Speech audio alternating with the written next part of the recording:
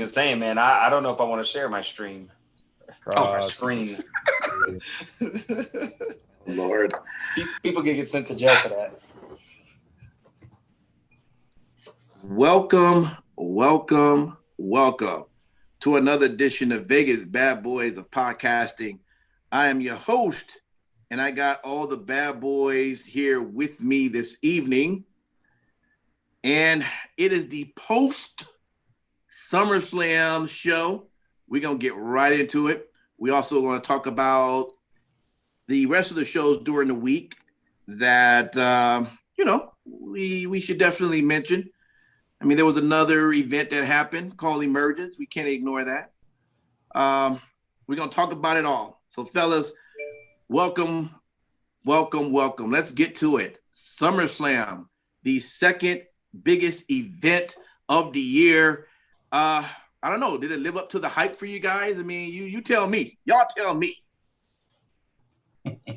Given the circumstances of where we're at, I was pleased with the show. I didn't have no qualms with it. I mean, however, I'm sure there are others on this panel who are itching to express themselves. Well, look, I tell you what.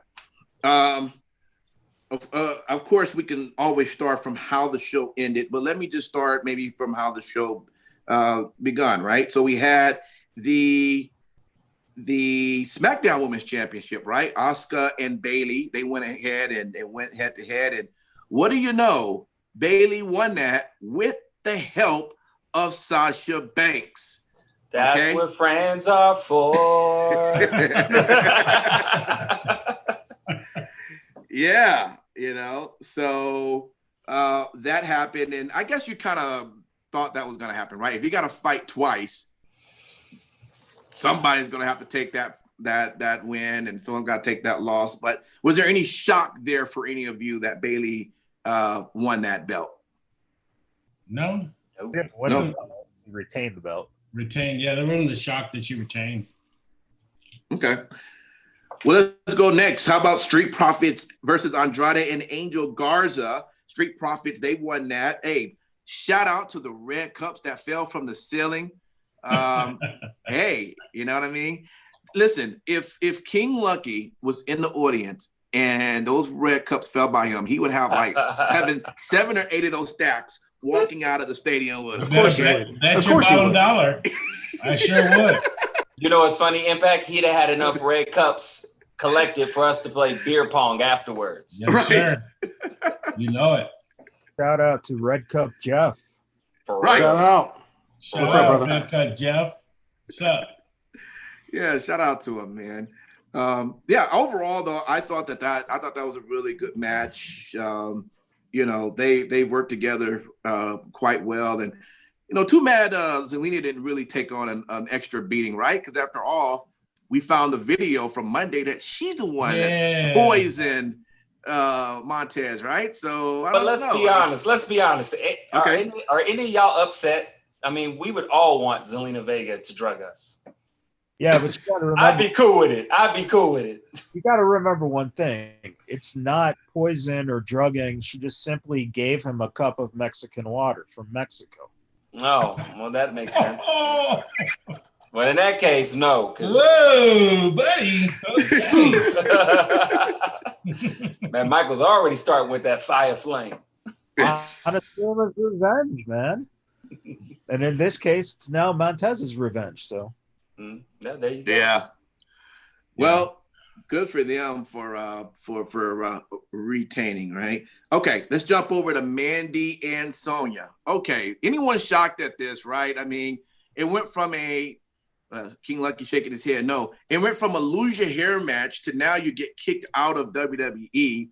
And what do you know? Sonya is going to go bye-bye. Let me ask y'all this question.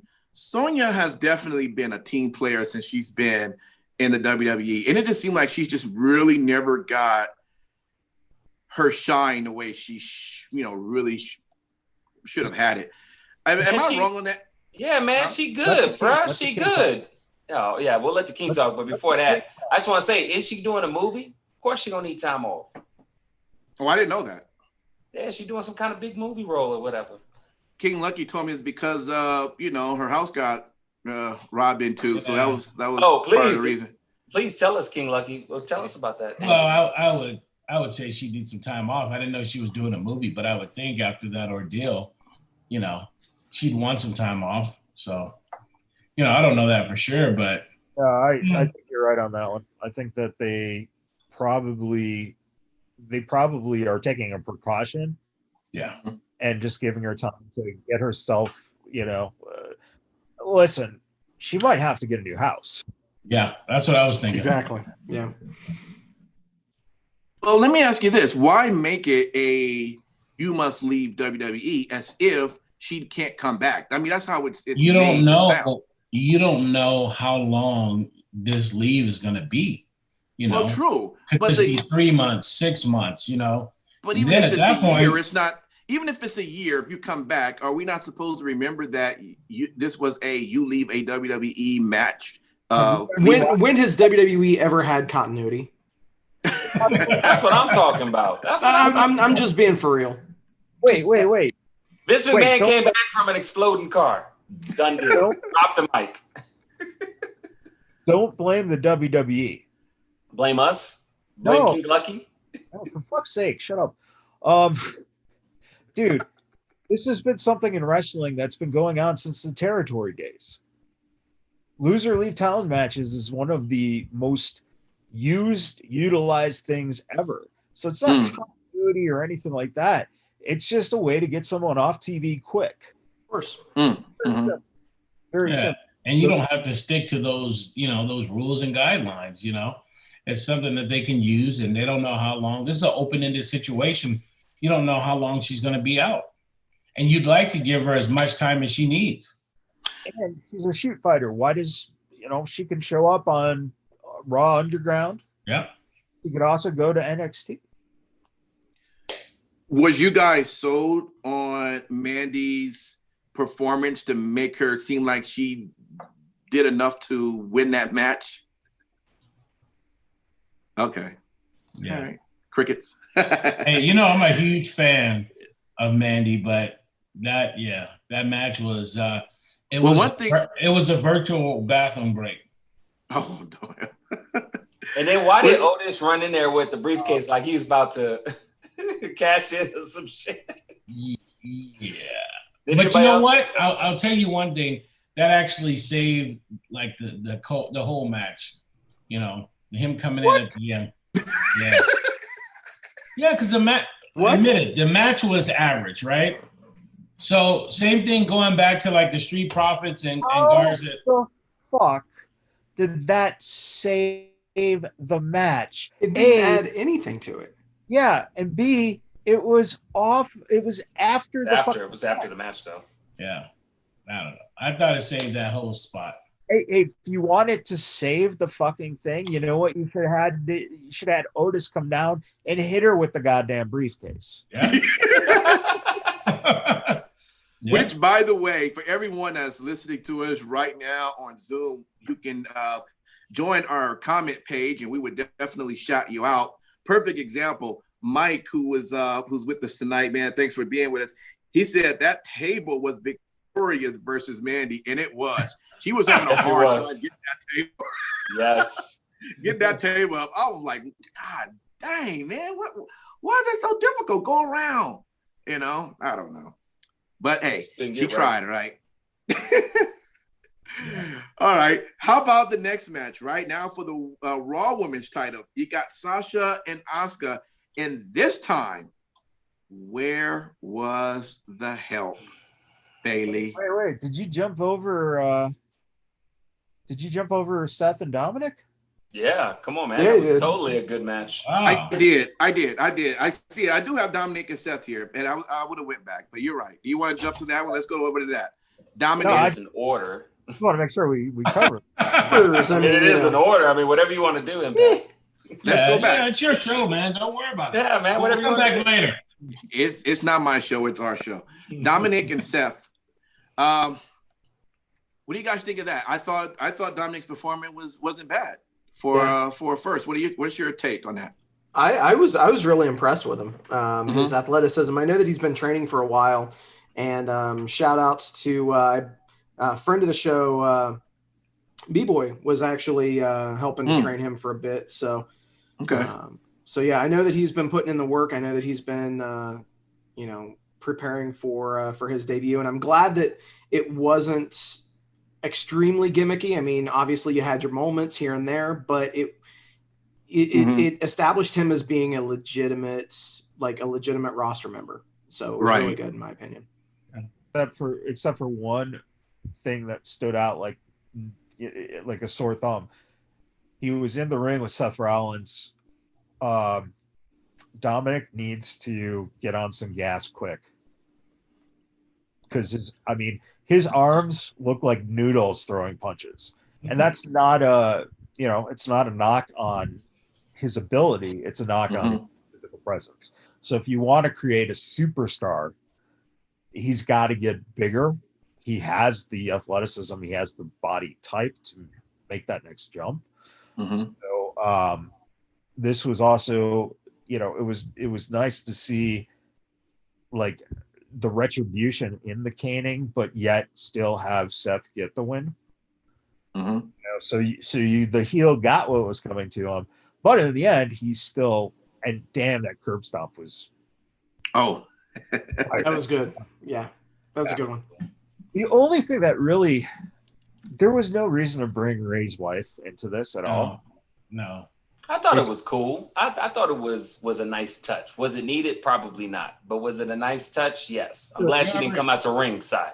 Well, you already had the dramatics there with Rey Mysterio. So but they wanted to make it a family affair, which I get that. Now, if they had brought in his sister and everybody, then that would have been a whole nother thing. I thought it was cool that they left Ray's wife in the backstage. Think about it. We all have mothers, right?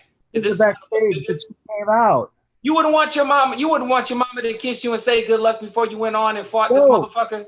I would.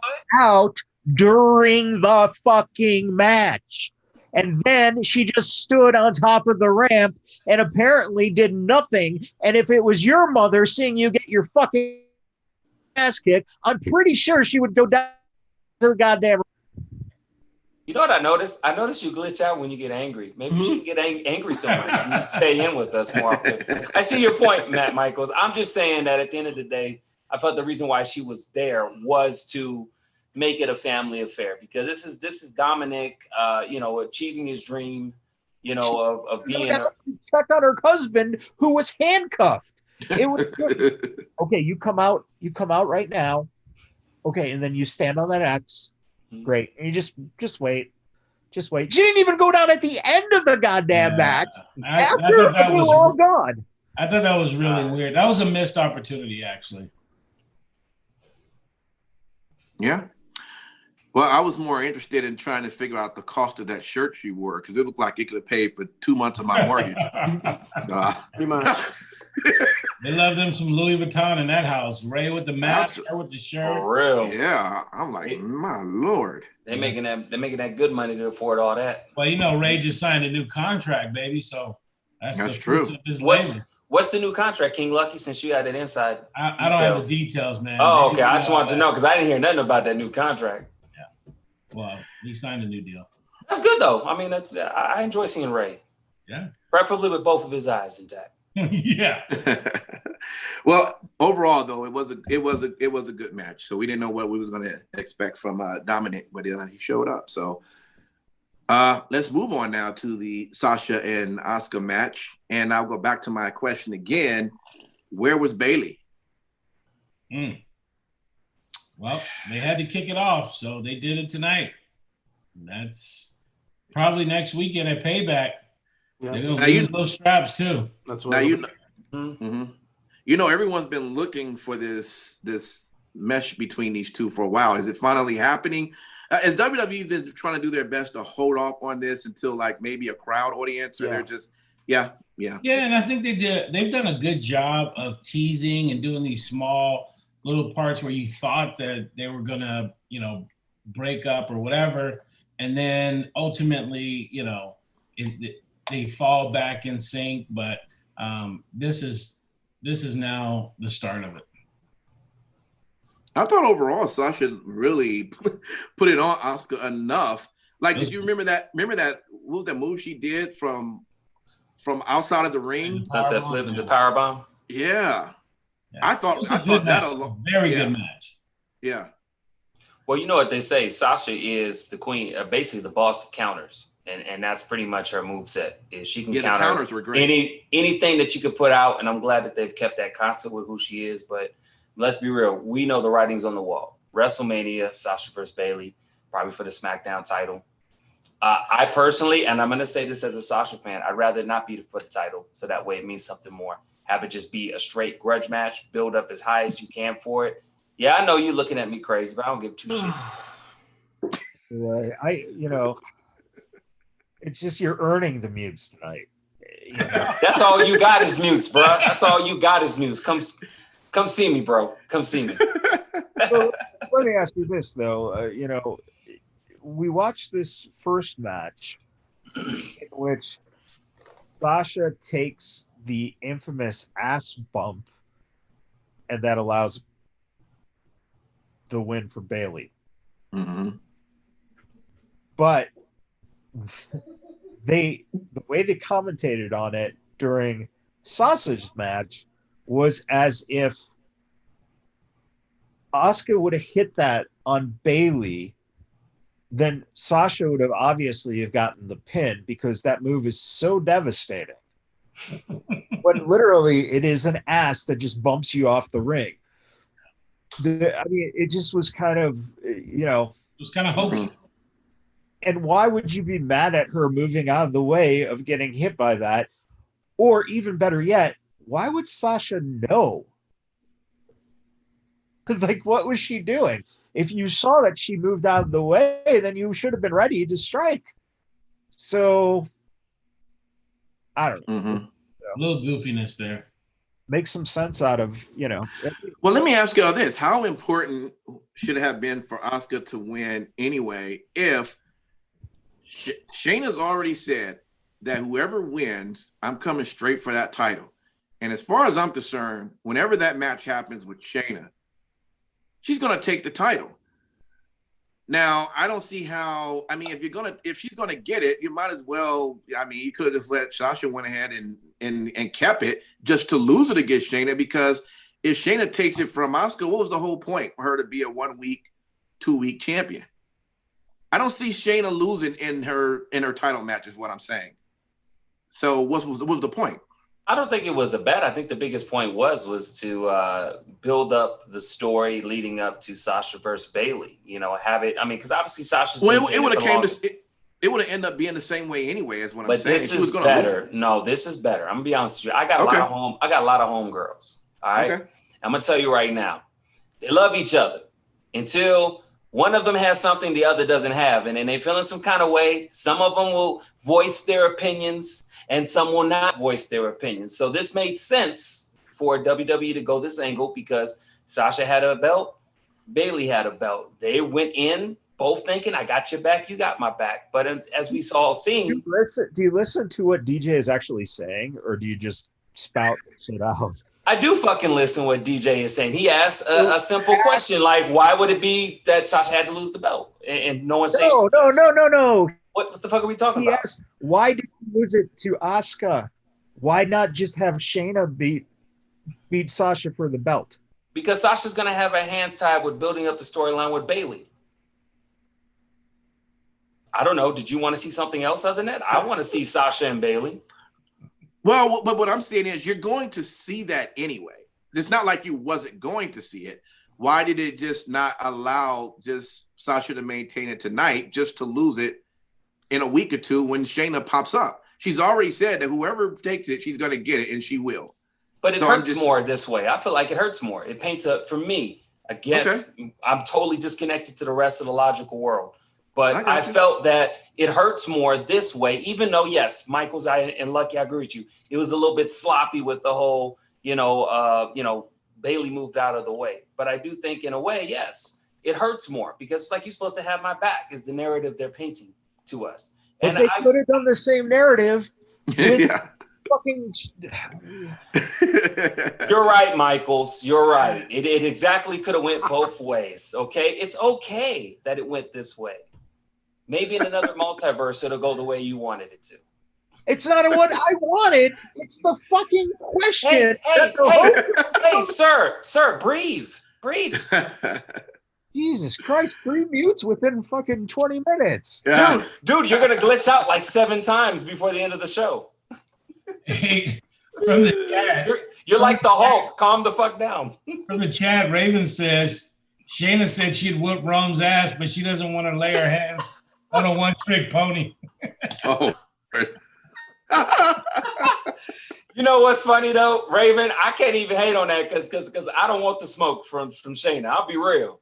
If that don't make me less as a man, then fine. I don't want no problems with Shayna because Shayna can whoop everybody's ass on this Zoom and your ass, Raven, probably all at the same time. All at the same time, yeah. I recognize Shayna's hands. On real Raw fucking talk. In real life. Yeah. All right. Let's jump over to the big match here. We have Drew and Randy.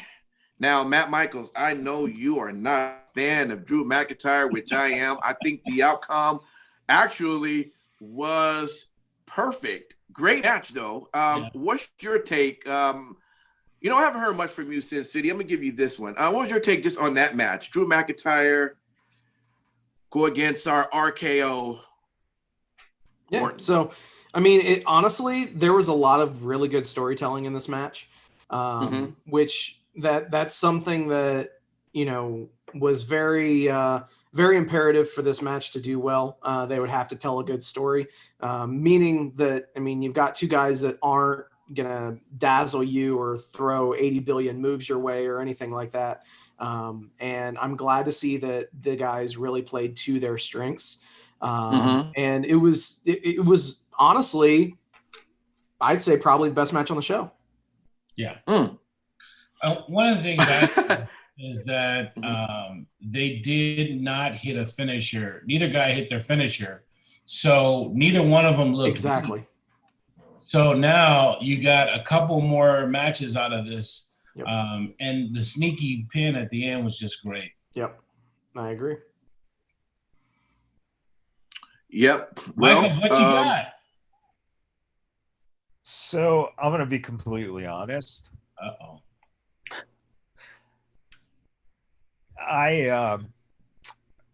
It was the Sasha Asuka match when I believed dinner was ready. So I paused it. Okay. I paused it. I went down to go get dinner, but it actually was not finished yet. It took another 35 minutes or so. So finally I get the plate, come upstairs. I watch the end of the match. I see that it's Drew, and I fast forward to the last 2 minutes. Are you serious? Wow. Everything I needed to know by those last 2 minutes. Let's instead of give Drew a fucking legitimate fucking finisher pin over Randy Orton, no, we're gonna just have a simple roll up, and we'll continue this feud to push it along a little bit more, which doesn't need to be. I mean, so do you think he should just be? The title should just be removed from him since WrestleMania. Jesus. I mean, after Mania, he loses it. I tell you right now, ladies and gentlemen, if ever you want to break the news to your kids that Christmas doesn't exist, Santa doesn't exist, call Matt Michaels. Yep. Because he is the best at this shit. Bringing all the air of magic out of the room. If you do reach out and contact me for that, I will throw in the Tooth Fairy for free. Fatal diagnoses as well, apparently. That's why I could not become a doctor. Why the fuck you crying? It's the rest of your life. Come on. Oh man. Well, overall, I did think that was a really, really good match. City, you are right on that. Probably one of the best matches of the night. Before I get to the last match, let me jump back all the way to the pre-show. MVP versus Apollo, for the United States Championship, and Apollo retained his title, guys. But MVP did have new music and they have some new shirts. So shout out to that. I actually want one of those shirts, man. You know, the Hurt Business, and on the back of it, it says "I'm in." Boom. Well, they got a special running right now in WWE. It's actually already in the clearance section. Yeah. So hold on. The shirt says "The Hurt Business" in the front, and in the back says "I'm in." Yeah.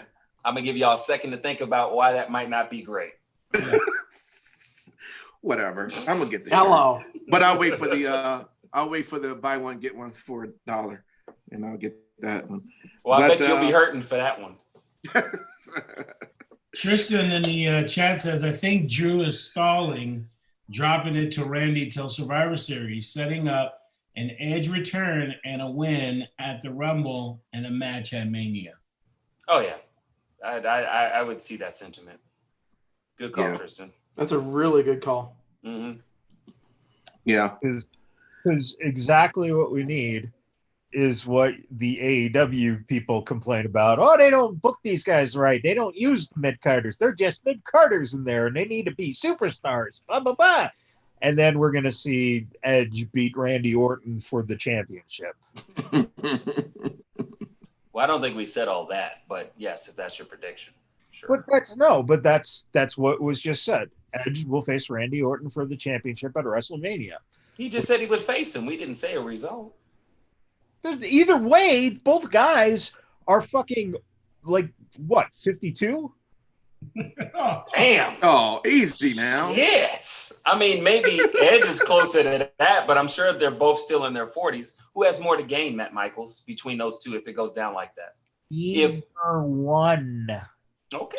Apparently, you seem very enthralled in drama and upset right now. Expand on that, please.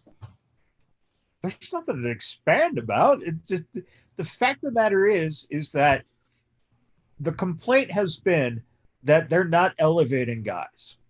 All right. Mm-hmm.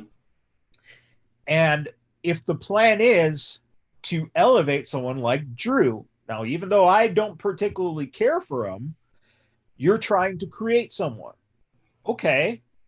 Now you're going to have him lose to Randy Orton to set up a WrestleMania match between Edge and Orton. Not only did we just see that match last year, but again, what are they gaining by doing that match? Yeah, that's a good sentiment. Let me ask you this final question. How many wins in your playbook does it count, profile wins, to make somebody elevated enough to be made? I look at it like this. They should have records when they come out to the ring so that we know. Oh, man, you throwing digs, bro. You over here throwing digs. It's not about the wins to elevate. It's about who the character is and how you develop it. Mm-hmm. If you wanted to go by wins, Stone Cold Steve Austin would have been fucking sitting there for a while before they gave him the belt, right?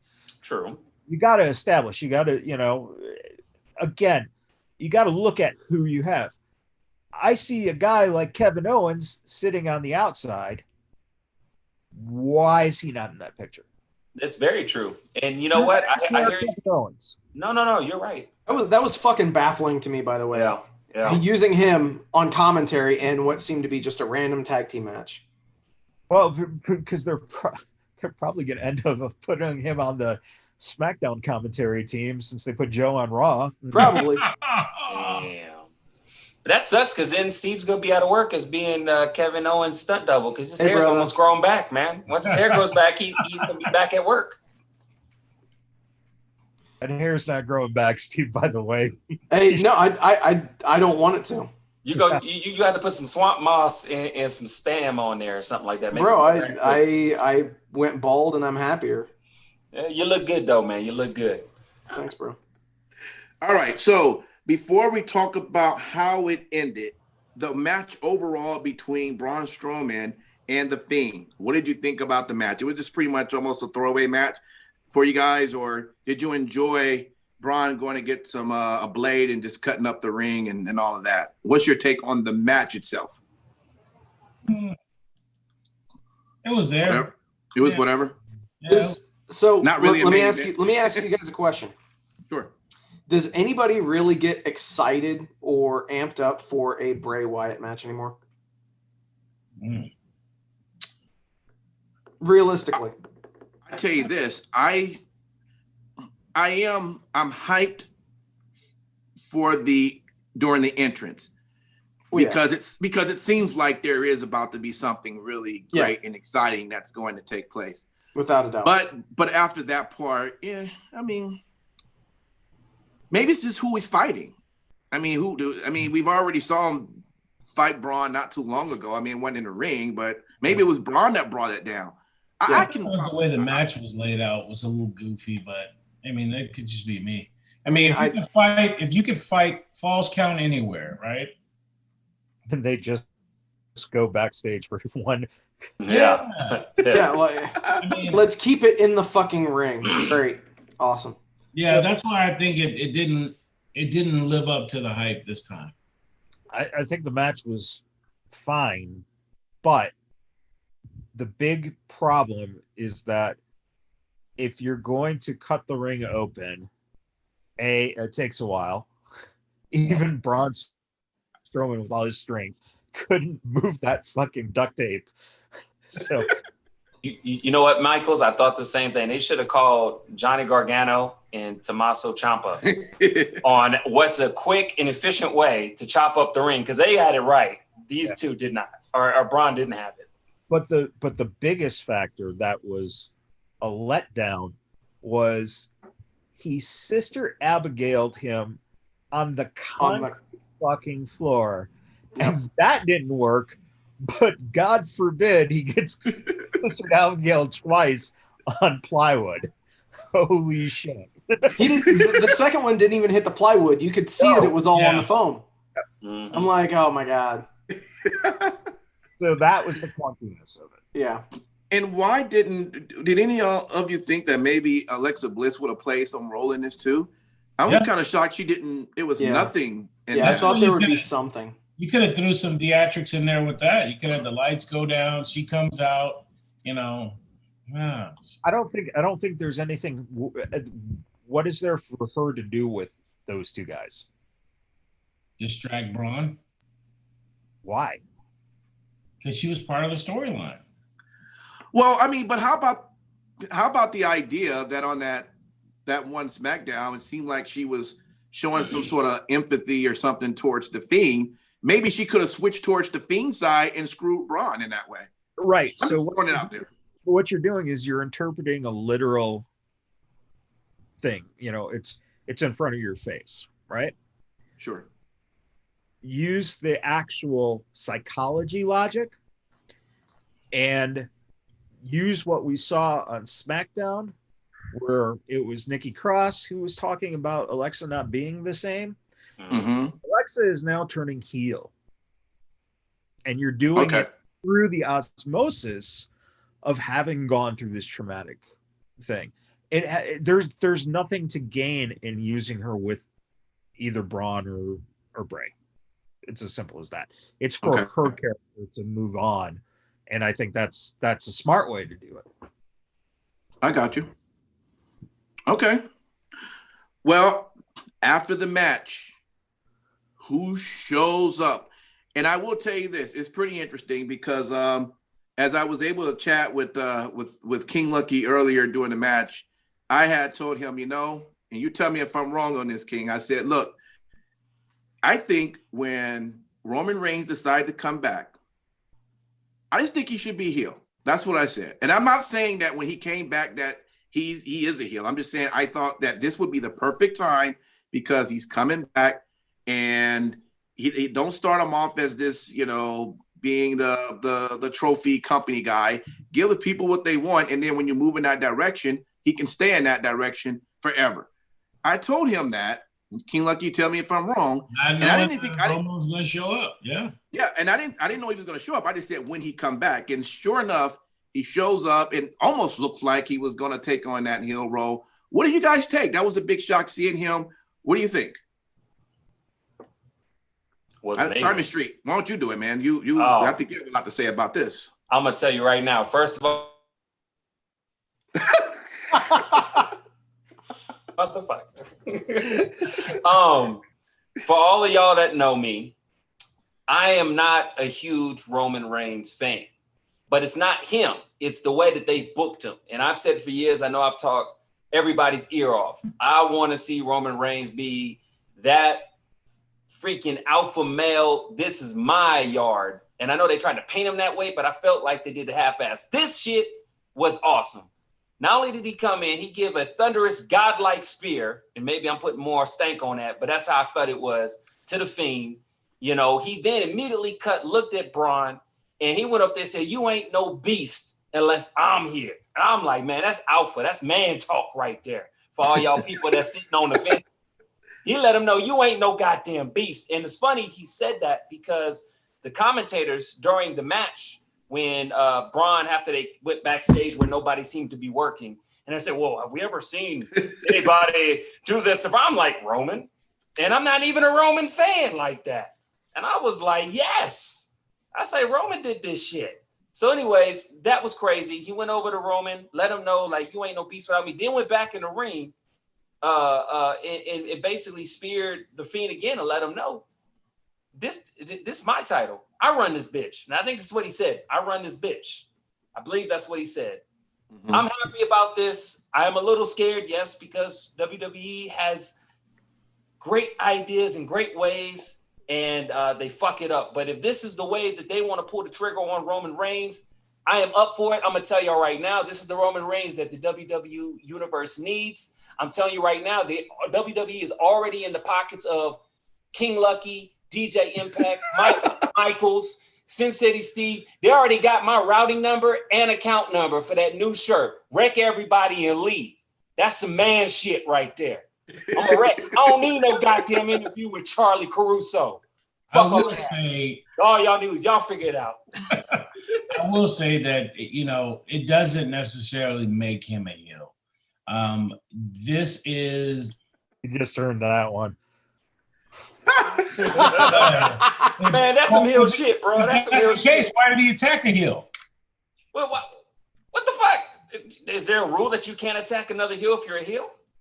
I think he's going to be the tweener. He's going to attack everybody except the Usos. Believe me. No, the smart thing to do is to have the family stable. Mm-hmm. Yeah. Oh, it's long overdue. And this would get Nia Jax. Yep. It would finally get her over. Yep. But the thing is that you're telling me he attacked a heel. Bray became a face at the end of that match. Yeah, it's a very good point. Yeah. And they've been setting him up to become a face this whole time, guys. Yeah. Yeah, the only thing that could have made it any better would have been if we would have had an Otis attempted a cash in at the very end of it. Only to have his efforts thwarted by Roman spearing the shit out of him.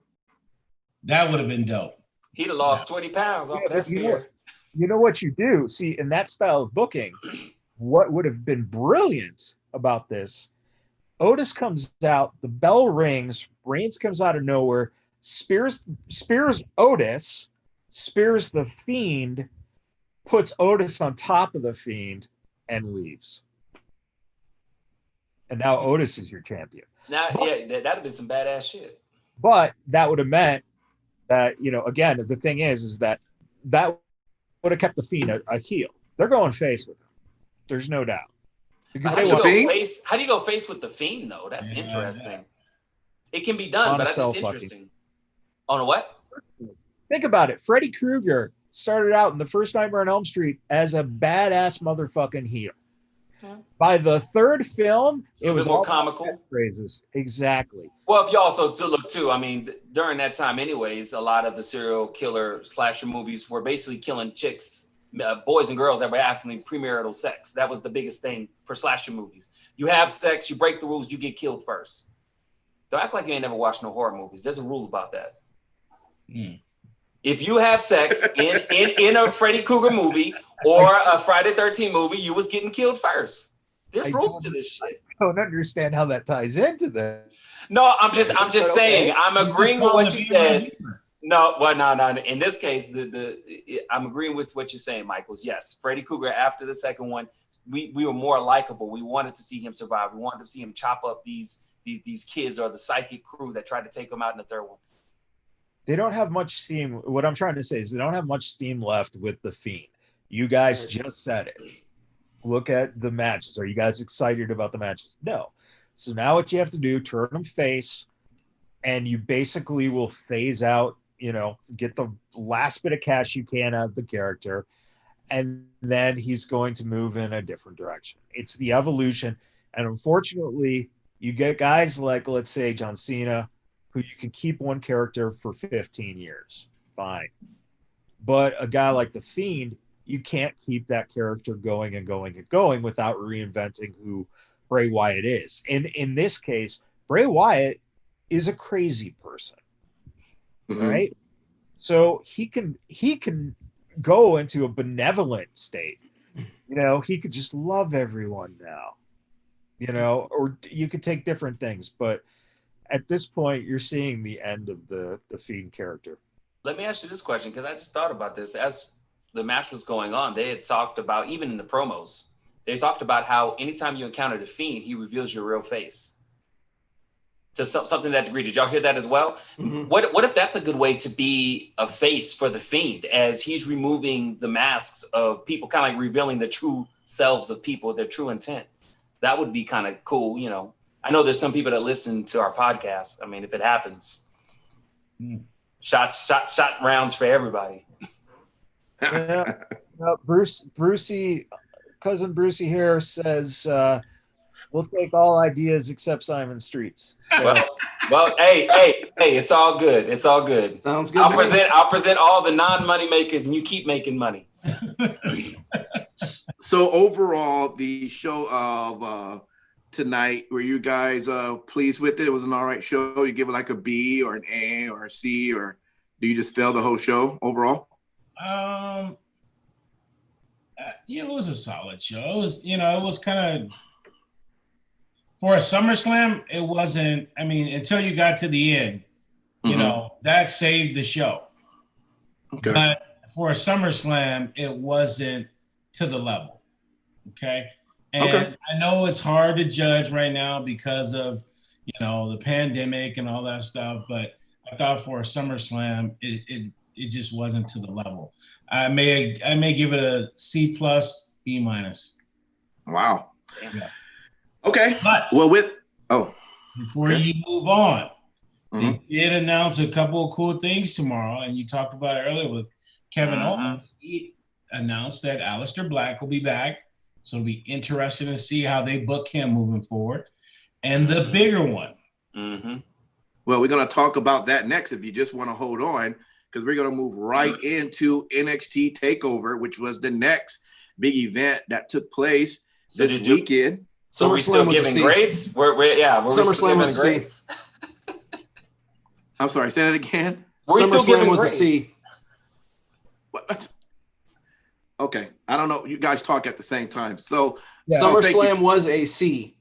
You'd ask for grades from everyone, and then Lucky gave his. Okay, got you. Appreciate it. Was you also giving it a C, Simon, or an A? No, I was just telling you we were supposed to all give grades. Okay. What's your grade, Simon?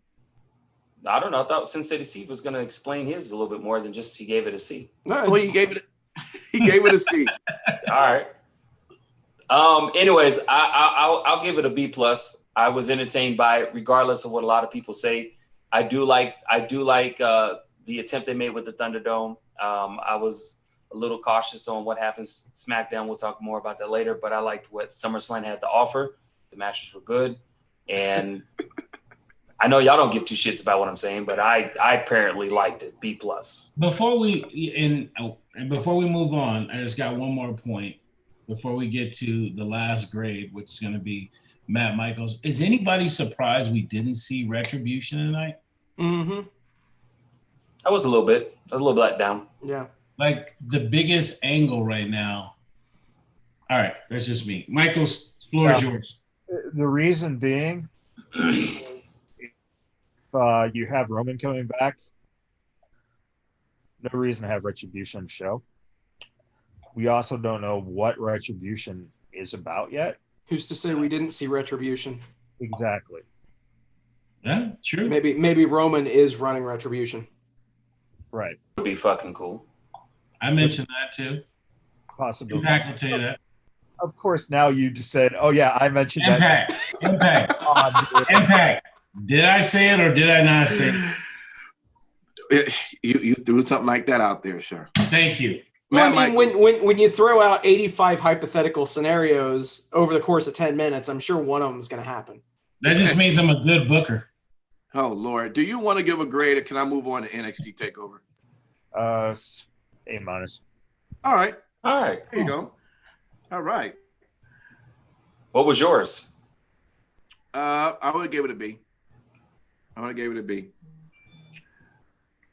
So, NXT Takeover live from Full Sail. Exciting stuff. Let's get to some of the matches, see what you guys think about it. Let's start off with, well, how about this? Corey Graves and Vic was the commentators. Why just pull them out of anywhere? I mean, and then Beth started talking, and I was like, well, is she there?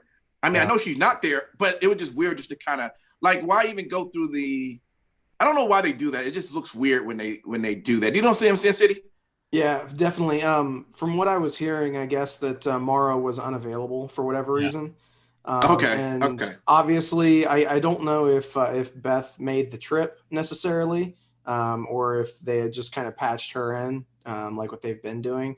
As far as I know that, you know, obviously Nigel McGuinness is furloughed, so he's not even in the equation. So they were kind of left in a lurch. So, gotcha. Corey Graves is on every other show on WWE. Why not have him be on Takeover too? But I mean, Tom's been working there. Why he didn't show up this time? Good call. You know. All right. Evidently, he was trying to face fuck somebody. Wow.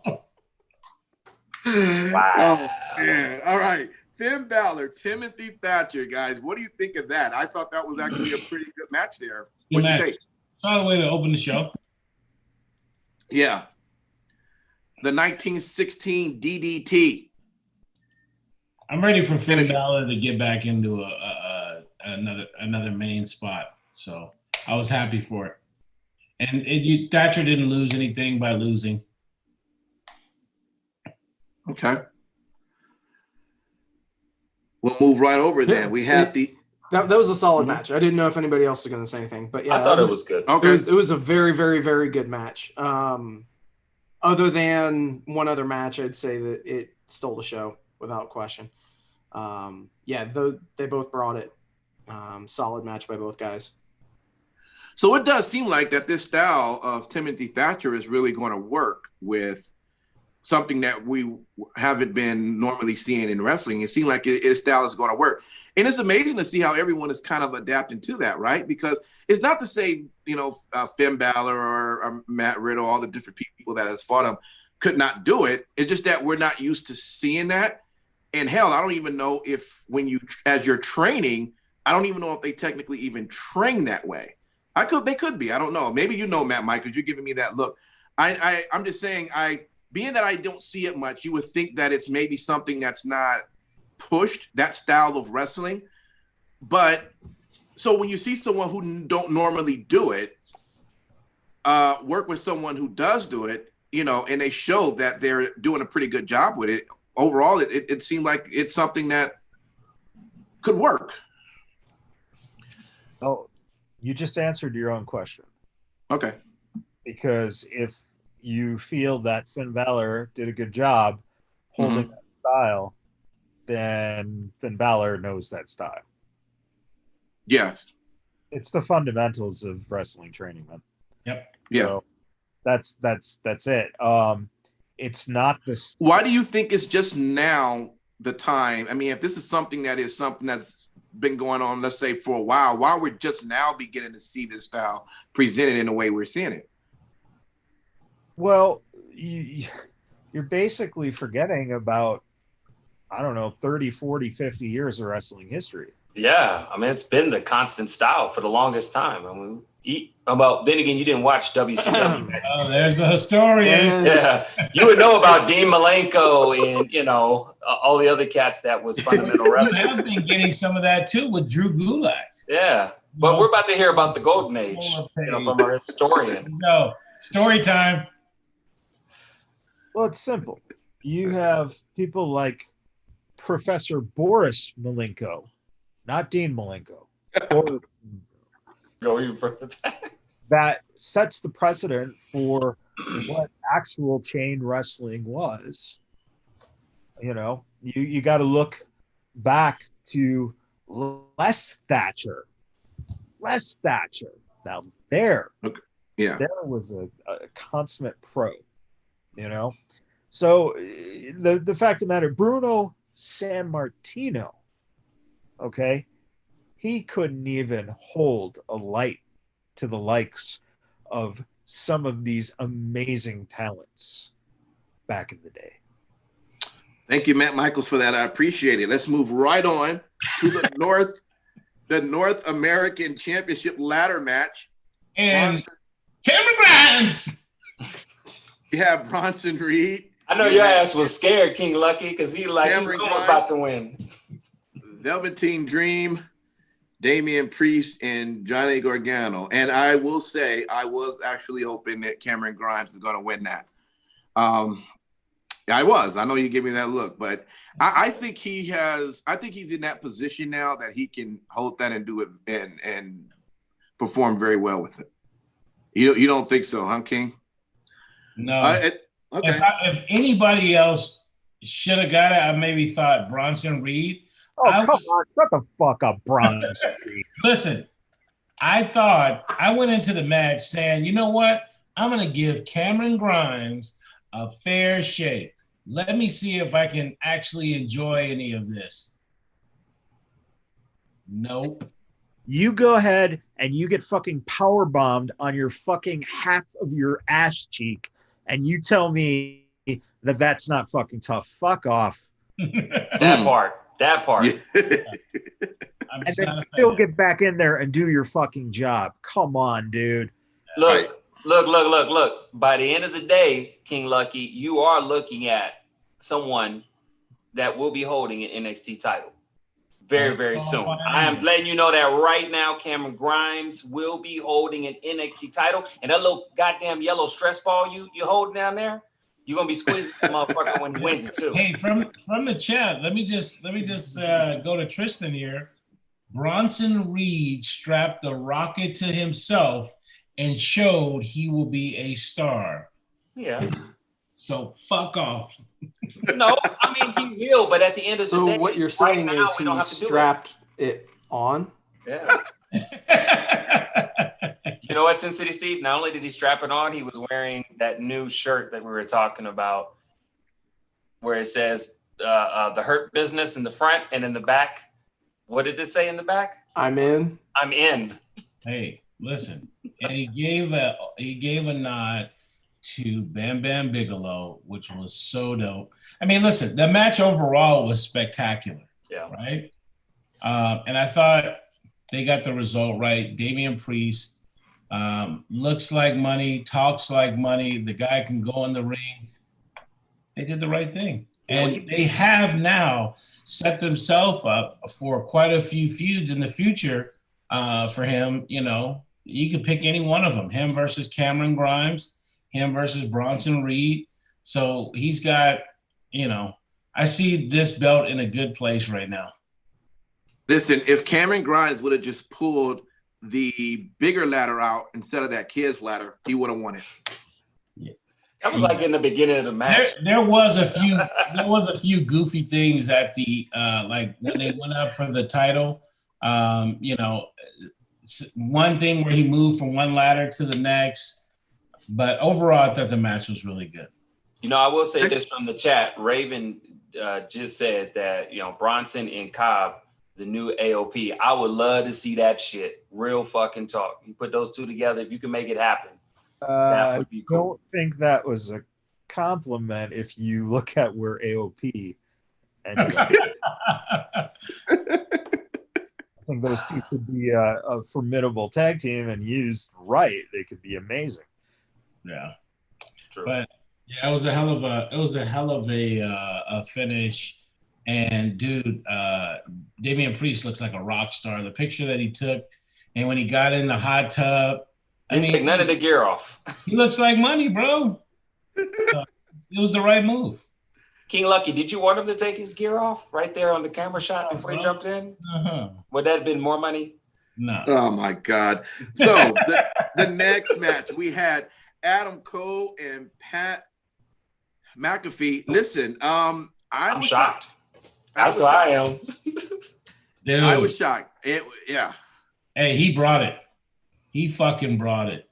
Yeah. I mean, for however much time he had to train, I mean, he, out of all the football stars that they've ever had or ever been involved in wrestling, I think he represented probably the best.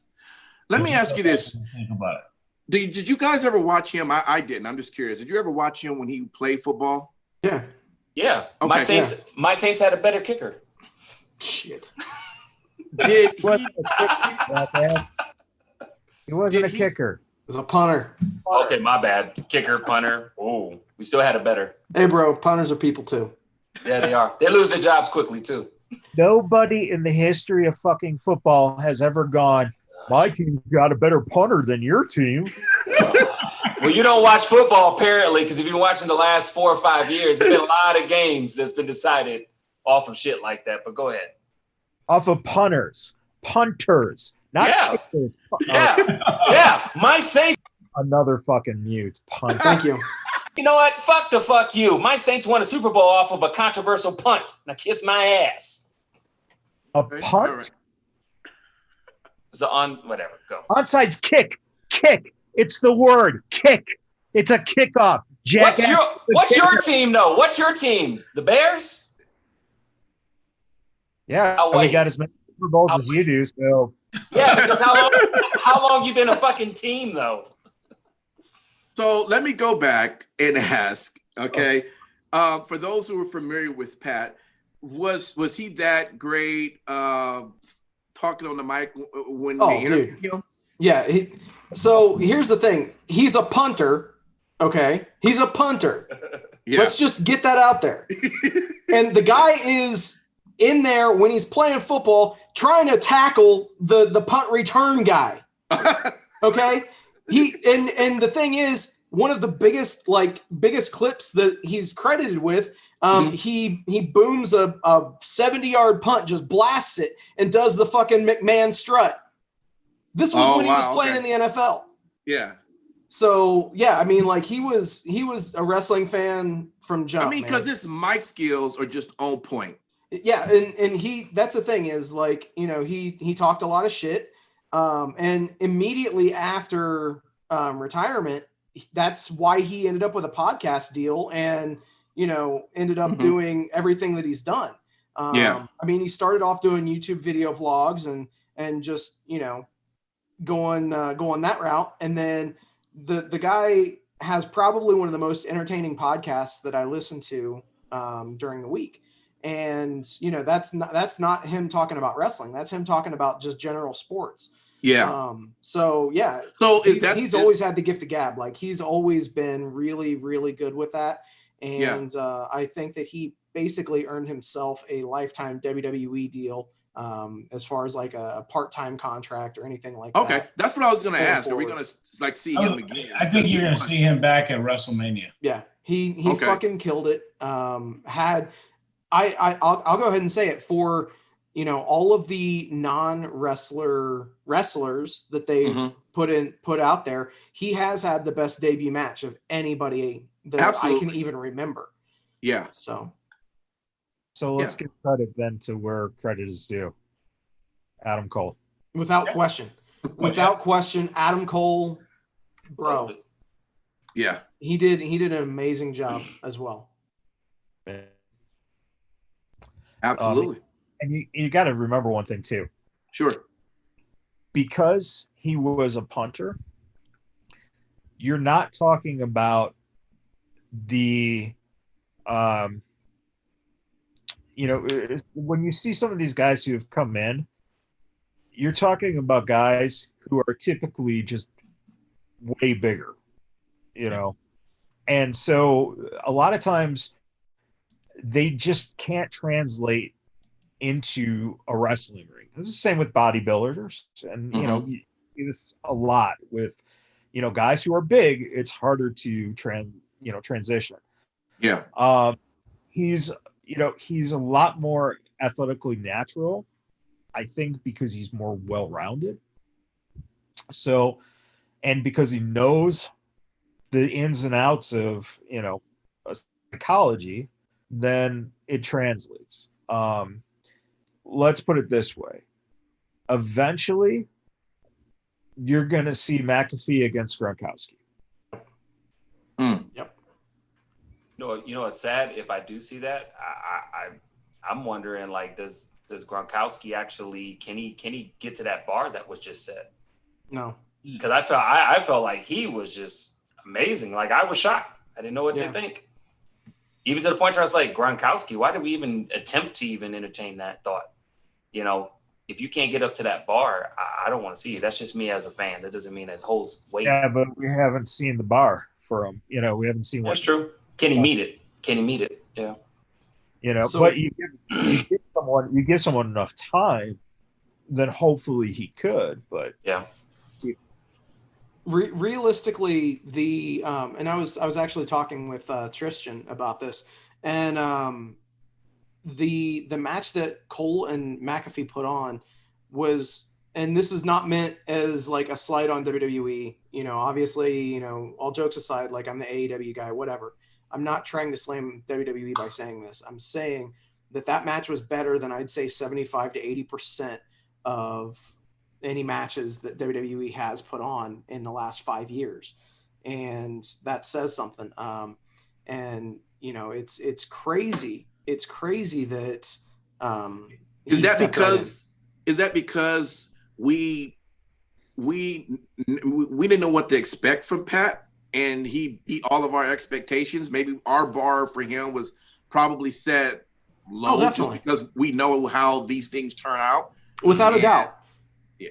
Mm-hmm. Without a doubt. Okay. I mean, the standard was set, and they raised the bar. They raised the standard with this match, and we cannot say enough about what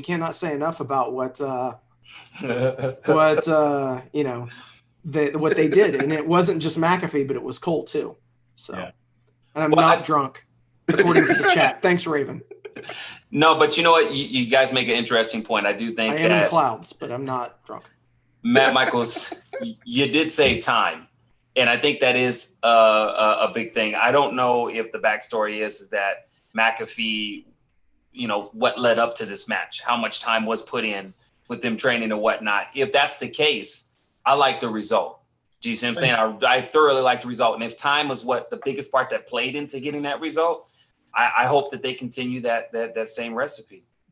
Well, there was rumors that he had bought a ring and really put in the time and the work. So, and one of the biggest factors too, when you're talking about feeling, and that's how I'll put it, Steve, feeling as if this was something that you haven't seen from the WWE in a long time. Got to remember one key thing, and that is when you have someone coming in that you haven't seen before in any capability of wrestling, you are literally working with a blank canvas. So it could be the shits or it can be very good, as this was. The reason that it feels so repetitive is because you have 3 shows they have to do every single week, and you have to write for all these characters. Yeah. And that's the problem. The problem is reason that things get stale, and the reason that you get a lot of bitching and complaining about stuff is because you're trying to manage all these different balls, just keep them juggling. That's really fucking hard to do. So when you get something like this and it's impressive, it's not this match that's going to matter. It's 4 matches from now. If they continue to use him, does that magic still rub off? If he's in there with someone other than Adam Cole, does that work? So that's what you're hoping. You're hoping you hit lightning in a bottle. Mm-hmm. But it just could, it could eventually just stall out. I will say this, though, for Pat McAfee, I appreciate, and it showed obviously in the match, that you have respect for the business.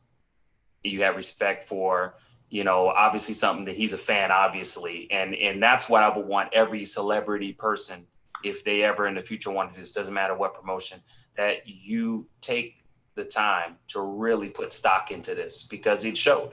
It showed. And like you said, Michael's, it seemed like having him paired with Cole really obviously helped out. And I appreciate, as a fan, I appreciate that, because if it had went sideways, like we've seen sometimes in the past, to where it's kind of sloppy or very underwhelming, that would have been a letdown. So I'm glad to have seen this. Well, absolutely. I was sold ever since he, I saw his mic skills, and I love when an outsider comes in and they start talking shit about us, because he straight was like, look, I don't care about none of you fans. I'm like, what? Wait. I'm thinking this is my house. This is my house. How you gonna say that you don't give a shit about me? I'm letting you in my house. That's how I took it. You know what I mean? So in other words, you take it personal, right? No, I don't know. But okay. Maybe it's just me. Okay. DJ. Shout out. Damn, DJ. Shout out, okay, to his mic skills, because that right there was awesome. Let's move over to our next match, though. Io Shirai and Dakota Kai. What do you all think about that? I mean, Dakota Kai, did she bring it, or it was decent not? Match. It was a decent match. Wasn't anything to write home about, but it was decent. Well, wait. I thought that you last week had her getting put over. And who Dakota Kai? Kai over Shirai. I didn't say that. Really? No, I didn't say that she was going to win. This would be a perfect opportunity to say, roll that beautiful bean footage, and we share the screen. Well, you know what? I'll pull it up. Wait. I believe there was something that was said last week, and it might not be you, Lucky. It might have been Steve. Yeah. But then Io would go up and help Asuka, so it wasn't me. Yeah, it wasn't me. He was sitting on that. He was like, "Oh." But no, like I have no problem saying that I'm wrong, because I don't pretend to be some shit that I'm not. I just say the things that I would like to see, and it is what it is. That's not the plan right now. Yeah. So, nor could it possibly be ever.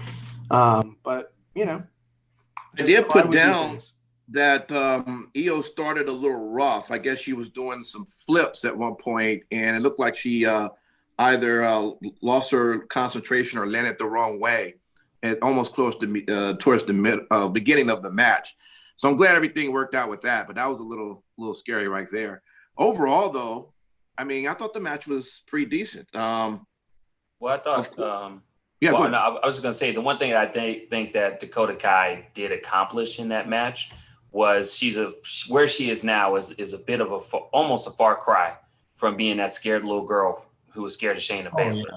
Yeah. So I mean, out of everything, I'm happy with the result. I hope that she continues to be as fierce as she has been. The ending was interesting with her big old bodyguard. Yep. May I just say real quick, side note, for anybody that ever plays video games, I know they're coming out with a new Mortal Kombat movie. And if ever you wanted to cast a character for the character called Shiva, which is like Kano with the 4 arms, I think she would be a great Shiva. Because when I was looking at her physique, which I've seen a couple of times, but I really looked at it, I said she would look great. But anyway, side note, her and Rhea Ripley. That's going to be a good. That'll be interesting. That'll be interesting. So you're talking about Raquel Gonzalez. Correct. In the stare down with Rhea Ripley. And that was pretty big. And those are some big women. Mm-hmm. Yeah, but isn't that just Martinez? You know what I'm saying? Like, didn't they start it with one of the big girls, and then now she's in the feud with another big girl? I don't get where they're going with this. No. Well, what would she do if she wasn't going to do some work with Rhea Ripley? Just started with Mercedes Martinez. Yeah. Like literally 2 weeks ago. He just started a feud with Mercedes and the Robert Stone brand, and now she just comes out of nowhere. Unless it's the it's going to be Rhea is the protector of the small girls against the big women. I just don't know what to do with it. We all know how much Protector of the small girls. We all know how much Lucky loves the hosses on the men's side, so I can only imagine how much he's fired up for the Amazon match. I am fired up for those two Amazons. I'd be cool with that. They've got some big women, but yeah, Michaels is right. I mean, they did start this thing with her and Mercedes, but you know what? I was very pumped up to see those two in the ring, her and Gonzalez. I thought, man, that's got some fireworks on it.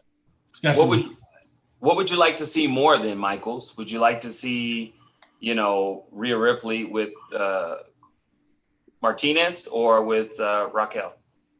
Just curious. Nia Jax. Ooh. Put her in her fucking place. Wow. It's different. It's different. That would be retribution. Well, that's what I'm saying. Stand up for the locker room, right? Have her go in there. Listen, Martinez and Gonzalez, bless their soul, they're good, but they don't draw the excitement that Rhea does. You're gonna have a hard time finding Ripley people on her level. That's gonna be a tough thing. So what if they're trying to elevate Raquel to a higher level with putting her with something with Rhea Ripley? Because that's what I looked at it as. Maybe that might not be complete science, but it's fine. But don't do it when you're in the middle of just starting a feud with a girl who literally could be the same girl. They're interchangeable, honestly. There's a point. Yeah. And you were trying to build up Mercedes as being this badass in the Robert Stone brand to give a little credibility there. And then all of a sudden it's like, it's just almost like they couldn't make up their mind on what exactly they wanted Ripley to do. Mm-hmm. So, again, listen, until we see what the hell happens, it's just a fucking run. Are they just trying to find something to put Ripley in, per se, just to kind of see what works, and that's why they're testing out a couple of things? Or could be, because I thought it was just straight for her going to the title. That's what I thought it was when she first came back. Unfortunately, the problem with that theory is you got Shirai with the title. So if you're going to keep it on Shirai, you can't go Ripley versus Shirai without Ripley making a huge heel turn, which doesn't seem like that's in the playbooks. Because Ripley I think she's marketable fucking money, especially for a without a doubt. So before we get to the main event, we just want to make sure, see how excited you guys are for NXT UK return. Yeah. Look like it's going to happen on the 17th of September. Excited for that, fellas? Definitely. Definitely, yeah. Okay. Definitely. I think that NXT UK really didn't get the love that it deserved when it was running previously. They put on a quality show every single week. There were no down weeks. It was just really solid competition. So really looking forward to seeing that brand get rebooted, or not rebooted, but restarted, I should say. Get to see Walter again. Yes. Yeah. And it's also good because there was kind of rumblings that they might have did away with NXT UK. So it's good that they're going to bring it back and you get people like Walter and, my girl Tony Storm. Oh my gosh. Okay. What do you like about Tony Storm, King Lucky? Please let us all know your court. Wrestler. You like her wrestling? Do you like her All right. signature move? What's her signature move? Let's move over into our main event. We had Keith Lee versus Karrion Kross. I put down great video package. Yeah. Oh, yeah. Leading to that. Awesome. Okay, folks, let's go with it. What was your take with the match? Shocked. The match itself was good, but I was shocked. Are you shocked? For real? Why? No. I'm shocked at the result. Why? Why? Why? You know what? Listen. We sit here bitching about AEW fucking up all the time, bringing guys in and just losing. Yeah. And Keith Lee he did not need that title, period. Right. Yeah. Nope. What you did was you used him as the bridge for a new North American champion without giving any, taking any rub off of any of those guys. And then B, you gave Kross a credible fucking win with one fucking arm. Yes. That's definitely something that needs to be said, is that separated shoulder is what they're fearing is the case for Karrion Kross in that match. What happens now if that is the case? Well, he supposedly has an MRI on Monday. Surgery. So so based on the results from that, I mean, we'll see what'll happen. I have no doubt in my mind that they'll be able to work around it, and they'll be able to master plan around it and that kind of thing. You got to figure that Karrion Kross, just displayed how actually strong of a person that he was. And by finishing that match, Keith Lee is not a small dude. So, right. And especially with how that finish transpired, for instance, with him having to pivot and to actually get all of Keith Lee's weight up. Yes, they were up on Brett's rope, the second rope, but they had gravity working for him. But still, a lot of toughness and perseverance for Karrion Kross to hit the finish the way that he did. And most likely, if I know Kross's mindset, and I'm supposing Lee's mindset as well, the spot was probably supposed to be from the top, but they called the audible. So when he initially hurt the arm, the ref goes down, and you can see Kevin tells him something, and then the ref passes that along to Keith. So they basically had to, call a lot of stuff on the fly at that point. Yeah. And if you want to earn your stripes in the eyes of guys like Hunter, you just did it. And even if he is out for, let's say, out of the ring for 2 months, 3 months, you keep the strap on him because he's a promo guy. Gives you the importance of fucking being a good promo guy, because now the company doesn't have to worry about taking the title off of you. They can still extend it, and you can still get fucking entertainment out of a guy who's quality, and you don't have to take him off TV. Yeah. You know what, I will say this too, and I'm so glad that we have a regular in our chat right now, Mr. Raven. This goes out justly for you. It's about a little over a year ago, we had a great event called Bumps and Bruises.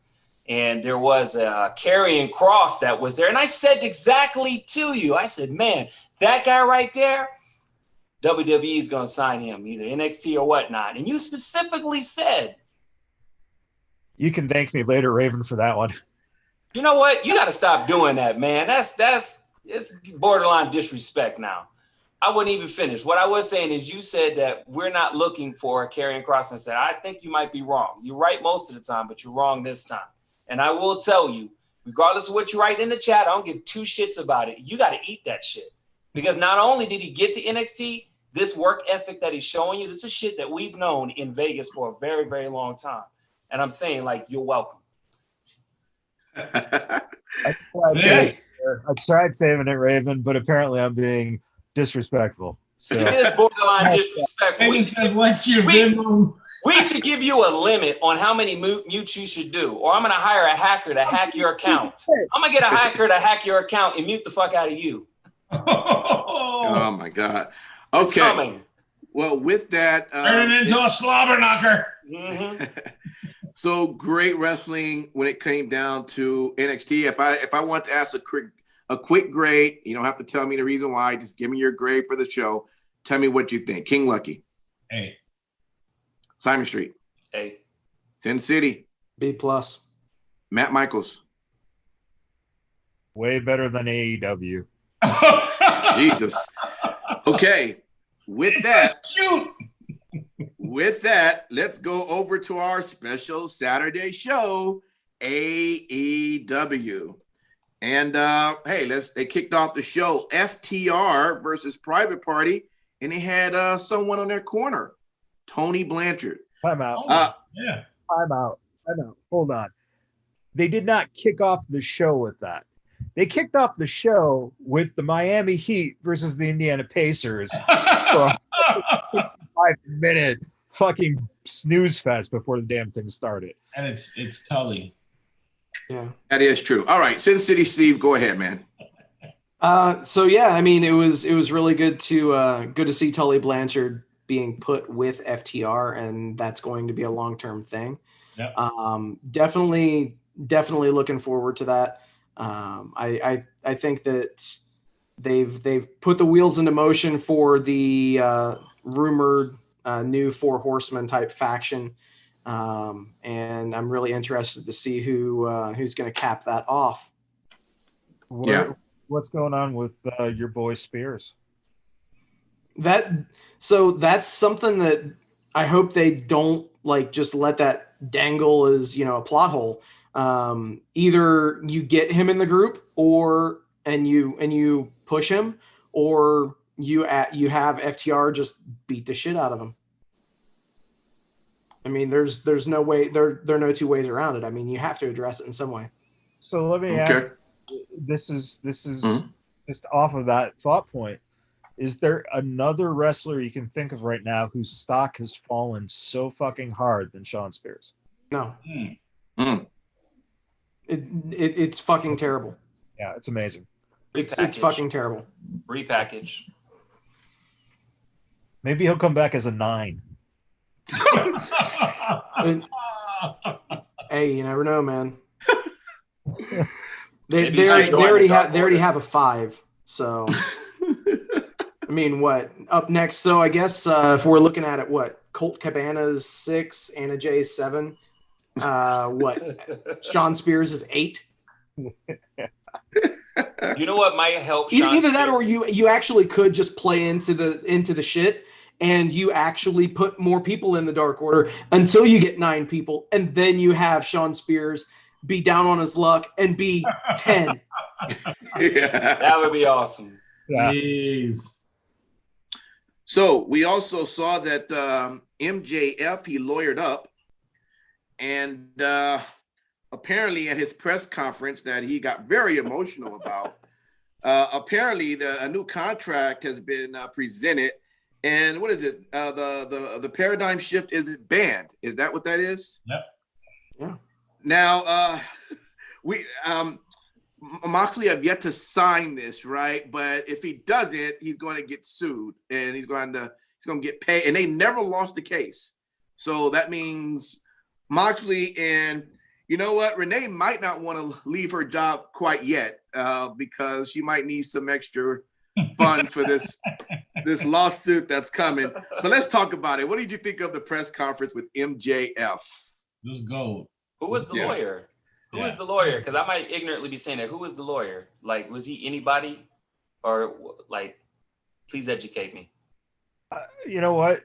I don't know. I'll be honest. I don't know. Great promo, right? Yeah. That's why I was saying, like, who the hell is he? He was a great promo. But here's one problem I have, and that's just with with lawyers in wrestling in general. He has a great promo, but he doesn't look a fucking thing like a lawyer. Yes. People who look like lawyers cannot speak worth shit on mic. Yeah. If one guy out there, if you are an indie guy right now, or if you're just starting out in the business, if you look like a fucking lawyer and you can wrestle your ass off, but don't look like a typical wrestler, yeah, fucking money for the rest of your life. Yeah. Wow. Hey, and shout out to old girl behind him who he always demand her to smile, and she was smiling the whole time. It was funny. Tell by the end of that promo that her face was just hurt. And yeah. Like her eyes were darting back and forth as she was smiling, looked all uncomfortable. It was awesome. Yeah. That the whole MJF faction is just amazing right now. They're doing some really good things for sure. Definitely got to give props on that. That he is a winner. After the 8-man tag, Eddie Kingston, man, I am a fan. I've said that before when I saw him for the very first time, and I still say that now. Great Look promo. At you, Impact. I'm proud. I know, right? Hey. You know what's so funny? I'm not gonna lie, man. It took me a minute when he had on like a wife beater, and then he had on the AEW shirt, and at first I thought that was all one shirt. I was like, oh, that actually looks pretty cool. Like half of it's white, and then the other half has AEW. And then Tweet turned around, I was like, oh shit, he ain't wearing that shirt right. Oh my god, you can do that right now, Impact. You can do that right now. I know, I could on right now. Nevertheless, he got the Butcher and the Blade and Lucha Bros got them together. What's your guys' take on this? I mean, is this like a faction or about to grow into something or what? I like him. I like him. I didn't really like the spot. Yeah. All they need is another goddamn faction. Yeah. I was just gonna say another AEW faction. Another AEW heel faction. Yeah. Yeah. That's the thing. All those guys are badasses, and I don't know. It just didn't come off that great. I'm a huge fan of his work, but yeah, I don't know. Yeah. What would be the name of that faction, though? The Knockaround Boys or something, or what? Knockaround. What would the name be? They don't need one. They don't Knuckle need Up. Team Knuckle Up. I don't know. Is I'm assuming Jungle Boy is the future of the company. Eventually they'll might not be far from the truth. They can build him into a great star. Yeah, he's got a lot of potential. He's got a really good look. Yeah, I mean, and let's be real. I mean, he's got the acting pedigree. Oh. Yeah, the only thing against him is his actual height. That's it. Yeah. And listen, that's a great example of, again, look at Adam Cole. You know, use a guy who is not that tall but has all the other gifts in the right way, it works. So, you know, hopefully Jack goes on and, you know, they have to utilize him right. That's the whole thing. Yeah. That's always a danger, no matter what company it is. So, you know, hopefully, you know, because that's the other thing too. Because of all these factions, because of all these tag teams, you do need to start developing some of these other guys to be single stars. And you could see that, like Jungle Boy and MJF, 10 years from now, they could be tearing down the fucking house. Oh yeah, without a doubt. And I was actually just gonna say, now keep in mind, we didn't necessarily lose, or it's nothing new that we have another heel faction, because keep in mind, the Lucha Bros were a part of the Death Triangle that lasted for about a week and a half with Pac. Right. So yeah, whatever. Hey, it's all good. And by the way, Raven just said in the chat, yeah, they'll be tearing down the Full Sail University house. Oh my gosh. I think you knew exactly where I was thinking on that. Yeah. You know, that is one. Sorry, really quick, Simon. That is one very, very important thing, and that is the way that AEW builds these guys up. If they're not careful, that's your future fucking NXT stars. I mean, damn, man. Can you imagine those guys in NXT? Fuck. Yeah. No, I was just gonna say, like with Jungle Boy, that name. The only thing I have a problem with it is once he's got some season on him and years have passed, will you still be called Jungle Boy and you grown ass man? No. Have him turn heel. Have him get mixed up with a girl. Yeah. I'm glad you said that because I was thinking, I was just like, man, Jungle Boy. That's like, have her have some just badass girl turn him into a man. Mm-hmm. Have a girl just turn him into a man. Go and sit on his mustache. You'll have one afterwards. I mean, they could go with Shannon Doherty. Oh no, you didn't. Oh my gosh. Oh wow. Well, how excited is everyone ready for the Mimosa Mayhem match that's going to take place with Orange Cassidy and Jericho? My stoned ass will absolutely love it. I'm gonna drink a mimosa. That's the thing. This is going to be one of those matches that you cannot watch in a standard state of mind. Period. And if you do, you're not going to get the full enjoyment out of it. So there's only 3 ways that you can win, but obviously the way is going to be win, and someone's going to get thrown in this 80-gallon. Yeah. Okay. Who do you think's going to get thrown in there? I always like Jericho in those situations. Because I'm just saying, like, Jericho thrown into some shit like that is to me just hilarious and entertaining. It makes no sense to do it any other way. Yeah. You're gonna continue to build Orange Cassidy, and why not? The guy's money. So, but let me ask you a question: is there a point where he plateaus? Realistically, is there a point where Orange Cassidy plateaus? Of course. CDC pointed at you. Thank you. Of course. Yeah, but like at that time you adapt and you change his gimmick. What would you say? And I trust what you say because I know you've probably thought about this. What would be a realistic expectation for the Orange Cassidy fans? Would it be something that when he does change or whatever it may be, close to what he has now with the Orange Cassidy, or something totally left field? He'll just be Cassidy. Yeah. It's over. Okay. Now I'm just wondering, turn him heel, call him Cassidy, and actually have him talk. Yeah. Well, that's what I was going to say. Should it be something totally opposite? An overly intellectual heel. Yeah. Makes sense to me. And, I mean, you could even have him cut a promo where he's like, for all those years that I didn't talk, it's because you people weren't worth it, blah, blah, blah. Oh, yeah. That kind of thing. That's easy. Good shit, Sin City Steve. Real talk. If I worked for AEW, I'd be giving you a call for a possible job interview. That one's free. I'm just being real with you. You just hire us on staff. That's it, baby. Just keep me on retainer, man. Did you notice how all of a sudden you turned it into Lucky? You turned it into us on staff. Us.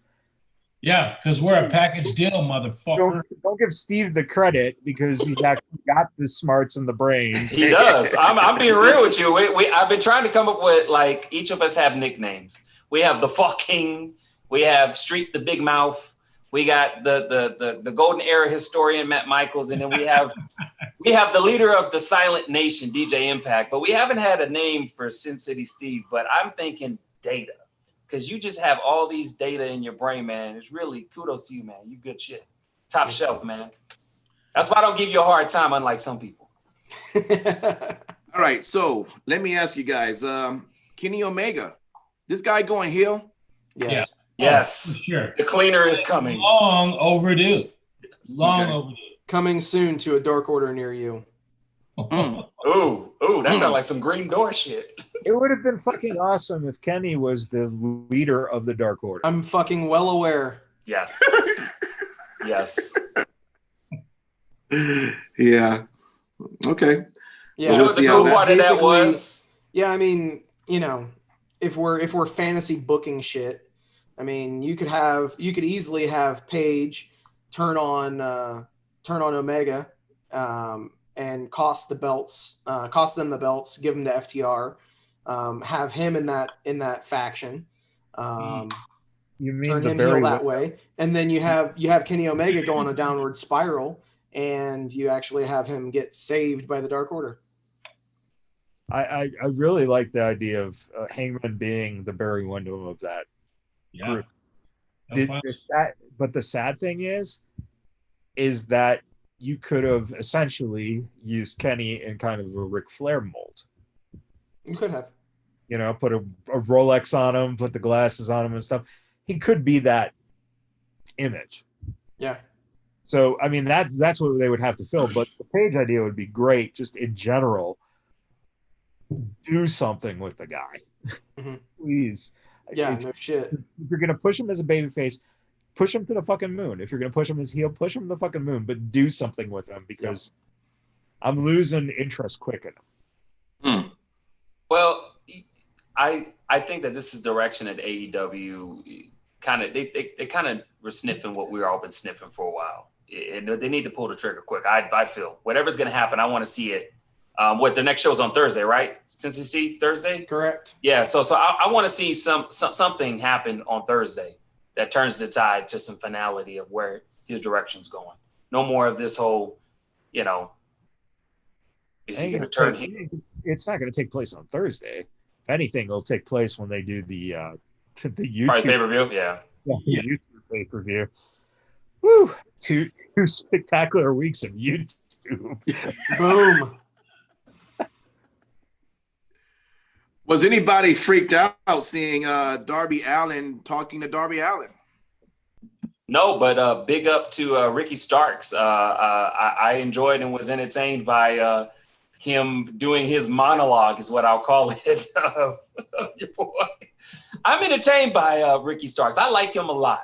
Mm-hmm. I really do. I'm glad they're doing more things with him. When he first came in, I was like, but now I really like him a lot. I'm glad he's officially with what's Taz's group?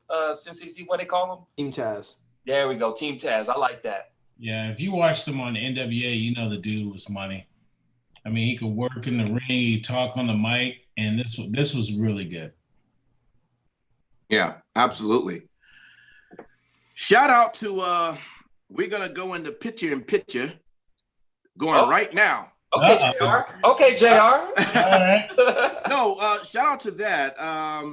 You know, during picture in picture, you had Sammy Guevara comes out. He's holding these signs about Matt, and then Matt eventually comes out and start whooping his ass. And all this is happening in the picture, which is actually pretty interesting, right? It keeps you really, you know, the only thing I can tell you that as an advertiser, I don't know if I necessarily would like that, because I'm not paying any attention to the advertisement on the left-hand side. I'm looking at what the hell's going on the right hand, because I was really entertained by that. Let me ask you, though, that you just brought up a fabulous point. If they didn't have picture in picture, would you be watching the ads? Picture in picture is actually a smarter thing. Yeah, it's better for the advertisers.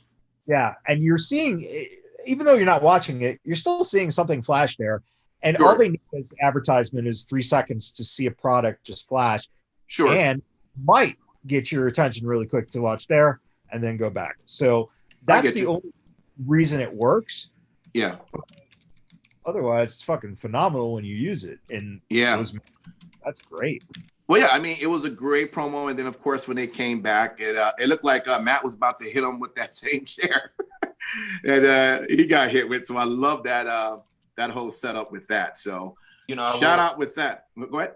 I will say this is the one thing, because I know a lot of times we go back and forth with Sin City Steve and other people who are big for AEW. This is the one thing, whenever I say I think AEW has promise, is because they're smart with what they have. They utilize little things like this. And it's not to say that WWE doesn't do it sometimes, but AEW is very, very, very smart more times than not with utilizing this. And they did this, I think, maybe 3 weeks ago? Same thing, had Guevara come out and he was just doing sign cards or whatever. He wrote some stuff in there, even though it wasn't as great as this was, he was kind of like, oh, okay, I'm going to watch and see what the hell he's talking about. So kudos to AEW. But it wasn't just 3 weeks. They've been building that up for about over the course of 3 weeks, where he has been consistently doing that. Mm-hmm. So that is why this worked. Mm-hmm. Yep. True. True. That is why it worked. If he had not been doing it the whole time, it would have just been like, oh, okay, they're just trying to draw eyes. Here, it was the element of surprise. Mm-hmm. And anytime you can use that to your advantage, that's great. Downside is now if you do it again, you're going to get criticized for overusing it. True. Well, I feel like it has to go somewhere at this point. You know, you already let it up. Okay, we know the cat's out the bag. Obviously, Guevara and Matt Hardy. And again, I want to see where that goes next. If that's going to be slotted for the YouTube pay-per-view, whatever the hell you called it, that's cool. Okay. So I'm guessing that as much as Raven hates AEW, I'm sure someone came on the screen that he just lost his mind and he just fell out and just went to shits over. Female wrestler Thunder Rosa pops up. Yeah. Made her entrance. Sin City. What was your take when you saw her appear to say what words she had to say? I was absolutely stoked, man. Like, yeah, it's no secret that she's one of the best workers in the world today, as far as, you know, fuck it. Not even just female women's workers. Mm-hmm. She is one of the best workers in the world. And for her to work even one match with AEW, or if it turns into a long-term thing, then awesome. But I think it's definitely a great shot in the arm for the women's division. Yeah. When it's also smart for the future too. I mean, if they do this more, whether it's just with Thunder Rosa or other people, I think we've all kind of said having AEW be the vehicle for opportunities like this mm-hmm. is something that WWE will never do. Right. Why not be the vehicle for this? Mm-hmm. And of course, there was the first ever AEW's Women's Tag Team Tournament. And we have our winners. Uh-oh, Michaels is yawning there. Are you okay? Or I'm sorry. Yeah. Yeah. Ivelisse and Diamante didn't do it for you, huh? No. And I think it didn't help that King Lucky was just like,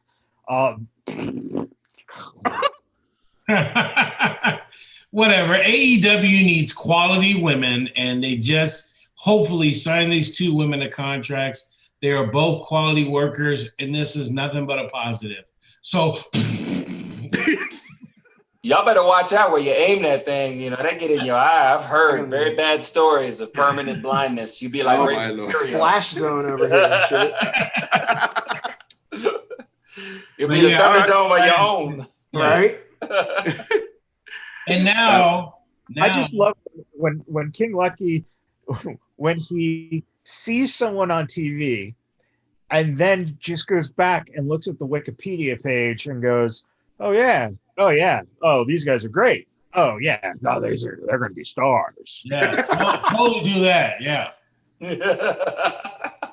You didn't know who they were fucking 2 months ago. Oh, bullshit. Really? I will say, I will say this. Hold on. I will say this. No. King Lucky did know who Ivelisse was because he has followed her on Instagram for a long time. I will say that. Because every time I get to her, because when I get to her, I always see King Lucky's name at the bottom, part in every goddamn post. So he obviously knew her. Stalker. All right. Take that, shove it. And how about how we ended the show with the TNT Championship match? Fucking finally. Michael shakes his head again. Finally. We have Cody and Brody Lee. Y'all like the payoff? Yep. I'm good. Finally, they did something right with the Dork Order. It was good. It was good. You know what a dork is, right? He finally did the right thing by Brody Lee. He fucking beat the shit out of Cody. And, he pretty much squashed him, right? I mean, it was good. And then the setup on the stage. Then you had Anna Jay come in, choke out Brandy. Dude, they gave me everything I wanted right there. It was exactly what needed to happen. Yep. Exactly what needed to happen. And it should have happened. Obviously, hindsight's always 2020, but it's good that they're actually doing this now and putting over the Dark Order as a legitimate organization, a legitimate faction. Yeah, for too long they've been like a joke, even on this show. I mean, every time that we bring them up, we always have that nervous laughter because they've fumbled the ball with them so many times. And don't have these guys on BT anymore. I don't take it serious. One thing that I really do hope that comes out of this is that we start to see less and less of Cody and Brandy on air. Let them focus on more of a creative / office kind of role. That would be best for everybody, and not just for them, but for everybody on the roster. And don't get me wrong, Cody did a phenomenal job of putting talent over. Oh yeah, in this run since they started. So if anything, it's more for him to take a break. Yeah, with creative and things like that, and then he comes back, and you're like, oh man, cool. Cody's back. Yep, it'll be a treat when he comes back. Yeah. Can I just ask? Okay, go ahead, man. Michaels, go ahead. Oh, ask your question first. I'll get into rant. Well, I'm just gonna say, did you guys really think what is this? The finisher's called what? The discus lariat. Do you really believe that when you saw that perform, that knocked out Cody so much he couldn't move? They had to bring in a stretcher with EMTs. I mean, I don't know. The finisher didn't seem like it was all that powerful to sell it the way it was. I mean, you would have thought Cody was dead, and I'm just thinking like, I'm not saying he shouldn't have lost. I'm just saying, okay, that was just my take on it. But you kind of, so you go back to what we said 2 weeks ago or now, where it looked like he didn't connect with Paige. Right. Yep. This, Paige sold that by, flicking his head back really well. This, Cody just 360'd his body. So, yeah. Cody put it out there in the storytelling that was a devastating finish. Right. Here's the problem. You have the pin, and then you call down these guys to check on Cody, put him on a stretcher. The whole fucking time you stand in the ring with the goddamn Dark Order sitting there looking like a bunch of twats because they're just sitting around doing nothing with Tony motherfucking Schiavone in the middle of the fucking ring. No one's doing shit about Cody in terms of the Dark Order. Why? Have him fucking go upstage, have him fucking have the moment up there, make it fucking realistic at least. If not, what you should have done is fucking beat the shit out of Schiavone, beat the shit out of those MTs, beat the shit out of fucking Cody right there in the fucking ring. That's the problem I have with it. I hear you. Not that Brody got the belt. That's fine. Whatever. But do it in a manner that's fucking consistent. You want continuity, then if you're going to make these guys badasses, do it fucking right then and there. Yeah. Or at least do it up, if you have them up on stage, have them at the top of the ramp. Schiavone does his quick little interview. Dark Order looks like they got out of there. Cody's being wheeled off. All of a sudden, Dark Order just comes and just fucking launches Cody's ass in that fucking, stretcher off the fucking stage.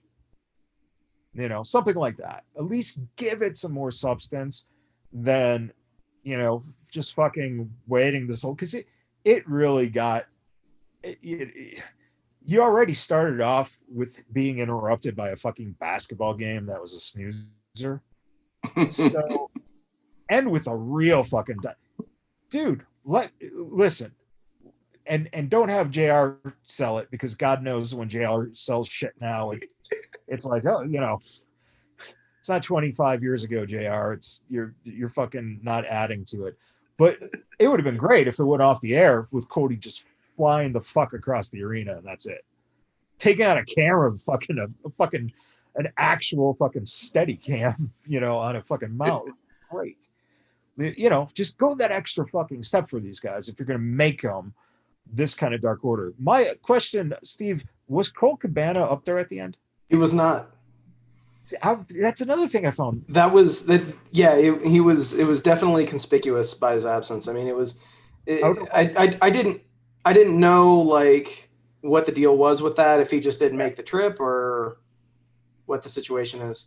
Because that's a great way. You know what? Prove your loyalty. You know, just fucking have him fucking take a box cutter to fucking Cody's forehead. Yeah. What's Dark Order's mantra? Anybody? Join the Dark Order. Yeah. Well, no. That's a slogan. What's their mantra? Anybody know their mantra? No. Have they ever even said what their mantra is? I feel like that could lend a little bit better. Yeah, I don't know if there's time to go back. If you said this is what the Dark Order represents, we are here in AEW to bring about order, whatever the case it may be, and then they go into their mantra. I feel like I never saw that, and maybe I missed it. I honestly I wouldn't be surprised if that's how they kicked off the next Dynamite. That would be good. I wouldn't be surprised if they basically just kicked it off and, you know, they were dropping hints that it was, you know, executives and people like Arn Anderson that caused Brody Lee to get to where he is or whatever they were trying to get across in the beatdown. Let's be real. That wasn't aimed at fucking. Oh, of course not. Of course not. That was fucking Stanford. Oh, but of course it was. But you're right. It would be great to see them do something. But the real question is, what do you do when your goons are actually the ones in tag matches? You know, you'd have too many goons. Yeah. It would be kind of cool, you know, and this is where WWE might get fucked with retribution. Because you got all these guys running around in ski masks. If those guys are not great performers, great wrestlers, then what good is it to you to have them if they come out just to gang jump someone and then that someone can fucking rise up? The other thing is that I believe, didn't Brody say something about like this belt, meaning that he has the power now or something close to that? Yeah. But at the same time, you fucking lost the world title match. That would be your power belt. So one thing that I could actually see them, and we know that you listen to the show, so I would be 100% in favor of this. One thing that I would love would be if they established that obviously TNT is the network that they're on. Brody Lee has the championship of the network that they're on. So now they start to splice in Dark Order content in the middle of the show and actually be a propaganda channel for the Dark Order to some extent. Now, obviously, I'm not saying that it should be done every single match, every single week, whatever, but there should be more of a Dark Order presence in the production side of things. Steve, I would go one step further, and it's fucking insane. Drop it into the basketball games. Drop it into the basketball games. Drop it into fucking CSI, whatever dipshit fucking show. Yeah, do it. Fucking do it, man. You really want to make it big. TNT has nothing to lose, you know, as a station right now. So what the fuck? Fuck it. Yeah.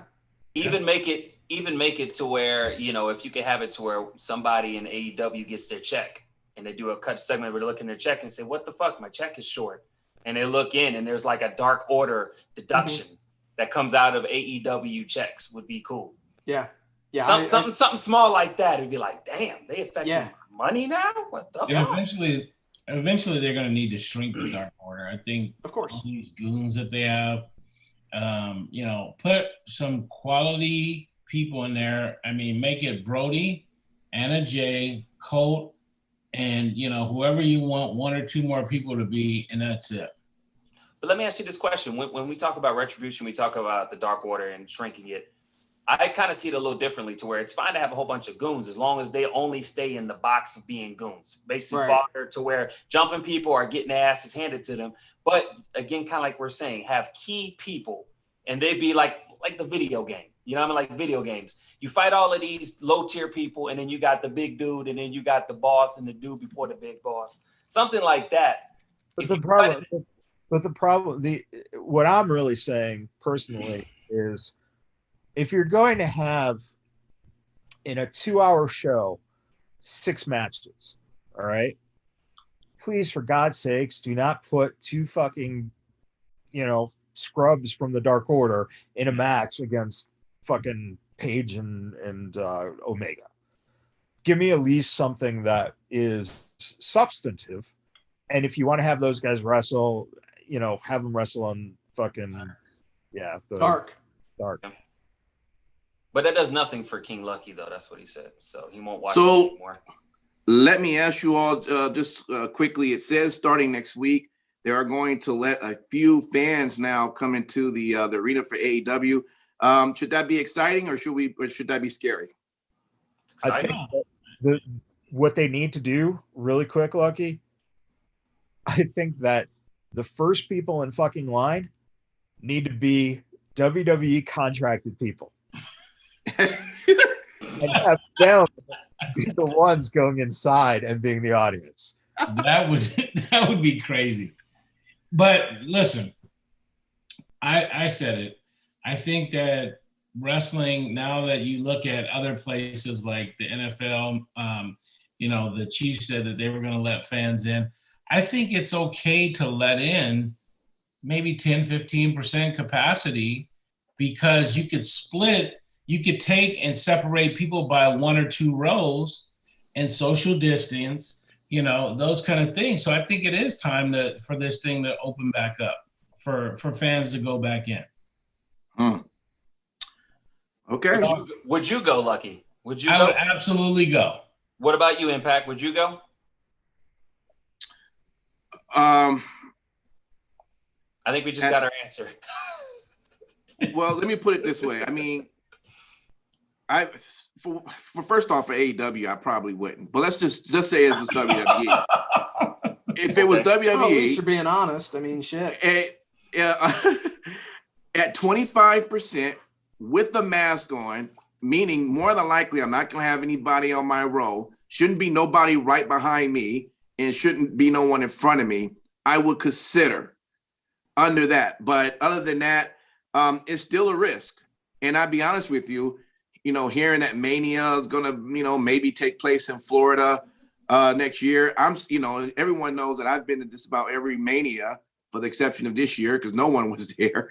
And, I'm not sure exactly if I'm going to participate in next year's Mania, if things doesn't seem like it's gotten better. So I don't know. But at 25%, that's barely. My only fear is that they've been letting people in before this announcement, like I mentioned last week's show, and they had everyone grouped into one section, and I had a problem with that. You have this 5,500 seat stadium, and you're only using one portion, and everyone's sitting next to each other masked. That's stupid. That one thing I wouldn't do. If they was going to sit me in there with everyone like that, and I'll just get up and walk out, because I'm not trying to get COVID. So your bigger problem, you just hit on something. With the smaller amount of people and putting them in one section, you did say masks. Mm-hmm. I got a feeling this is Florida, that once they're inside and once they feel like they're spaced out enough, the masks are coming off, especially if you're shouting and stuff. Now you're talking about, again, it's Florida. There's been high numbers there. Yep. You're talking about spit going, and how long does spit stay in the air? So you don't know any of this shit. Does it really need fans? What about you, Michaels? Would you go? Oh, no. And I'll be honest, I have fucking diabetes and I have high blood pressure.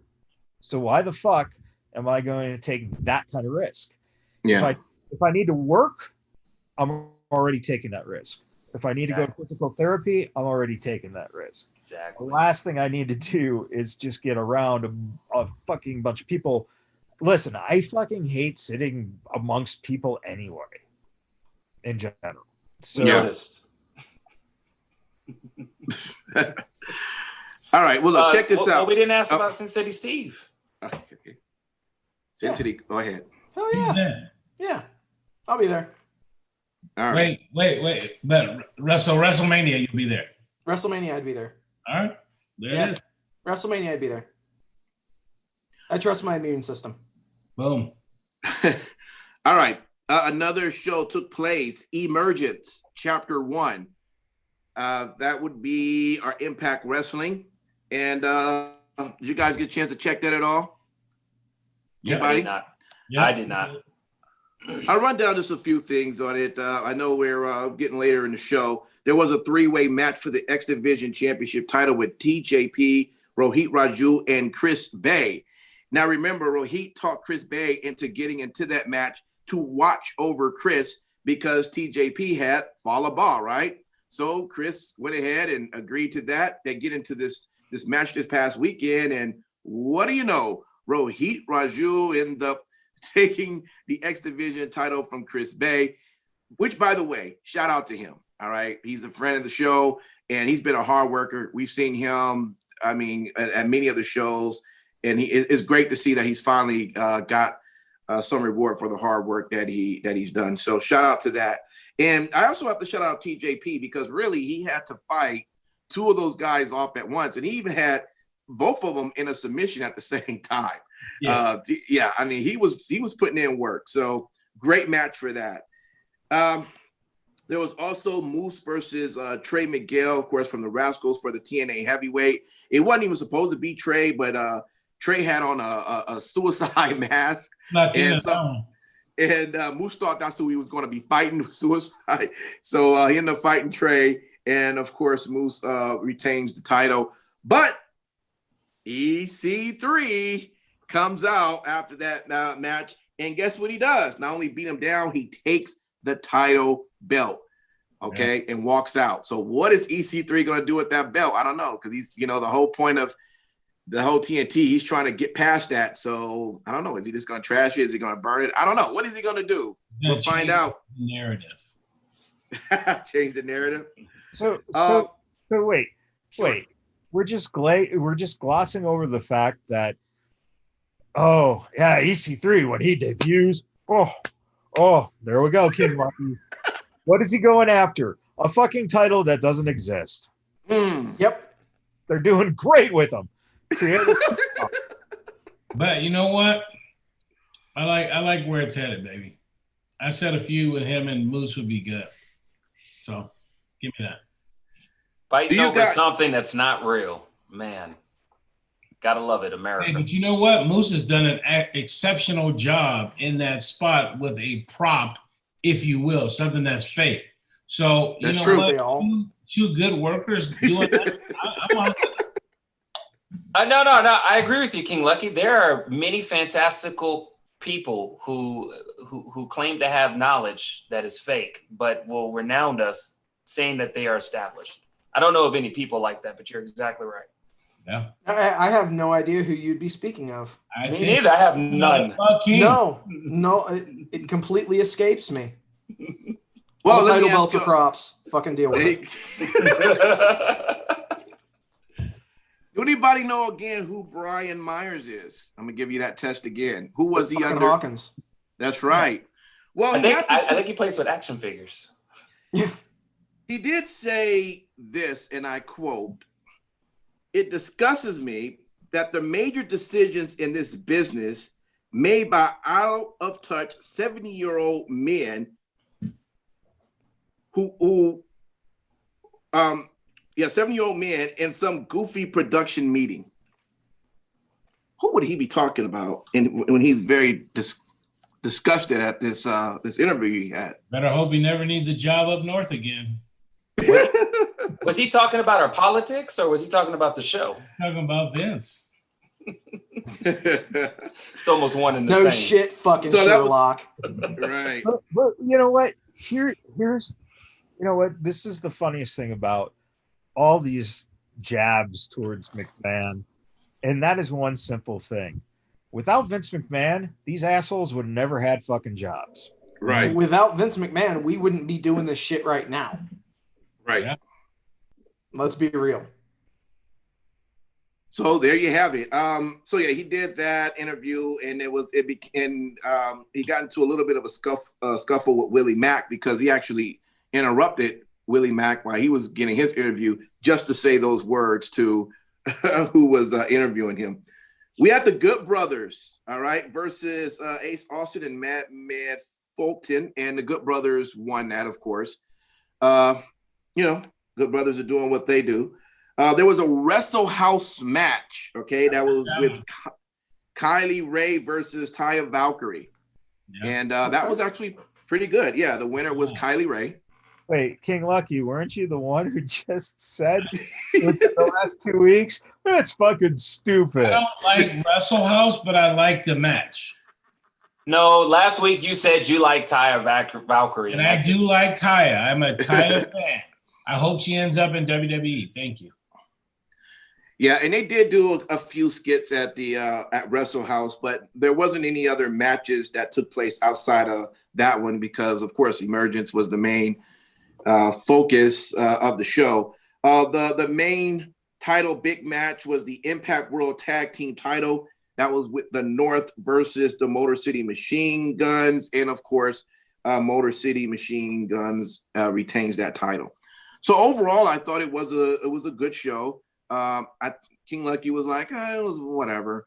But overall, I thought it was entertaining, and we will see part 2 or chapter 2 of that this week. Yeah. So we have that to look forward to.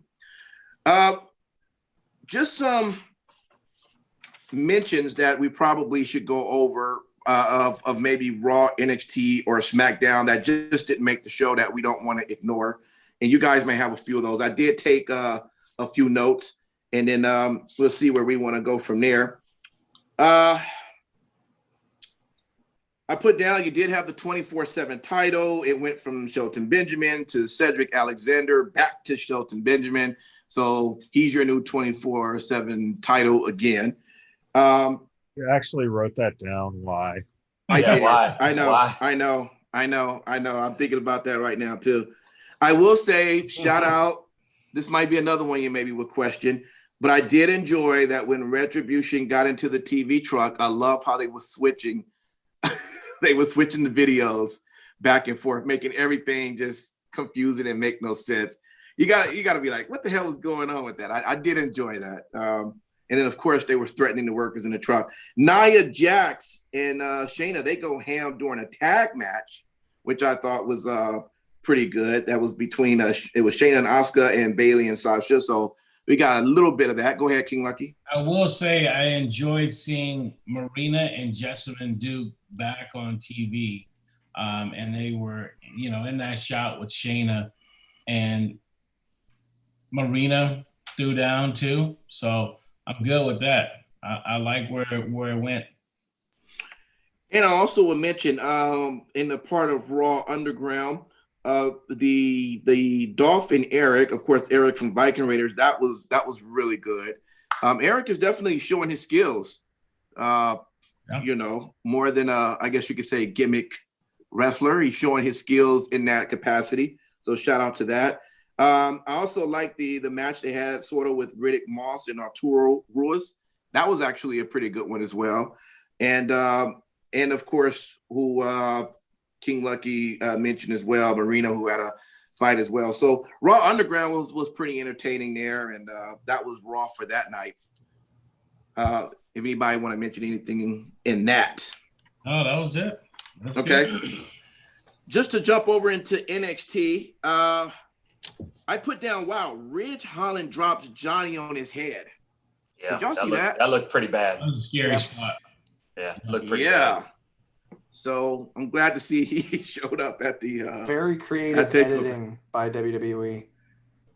Very creative editing in that obviously after the spot happened, they did stop the match for a few minutes. Made sure that Johnny Gargano was okay. Yeah. But I do have to give props to the way that they edited everything together. It appeared to be very seamless as just judging by the reaction from you guys. Yeah, because I didn't know it stopped. Okay. Yeah. So really, really good job with the editing there by the WWE production crew.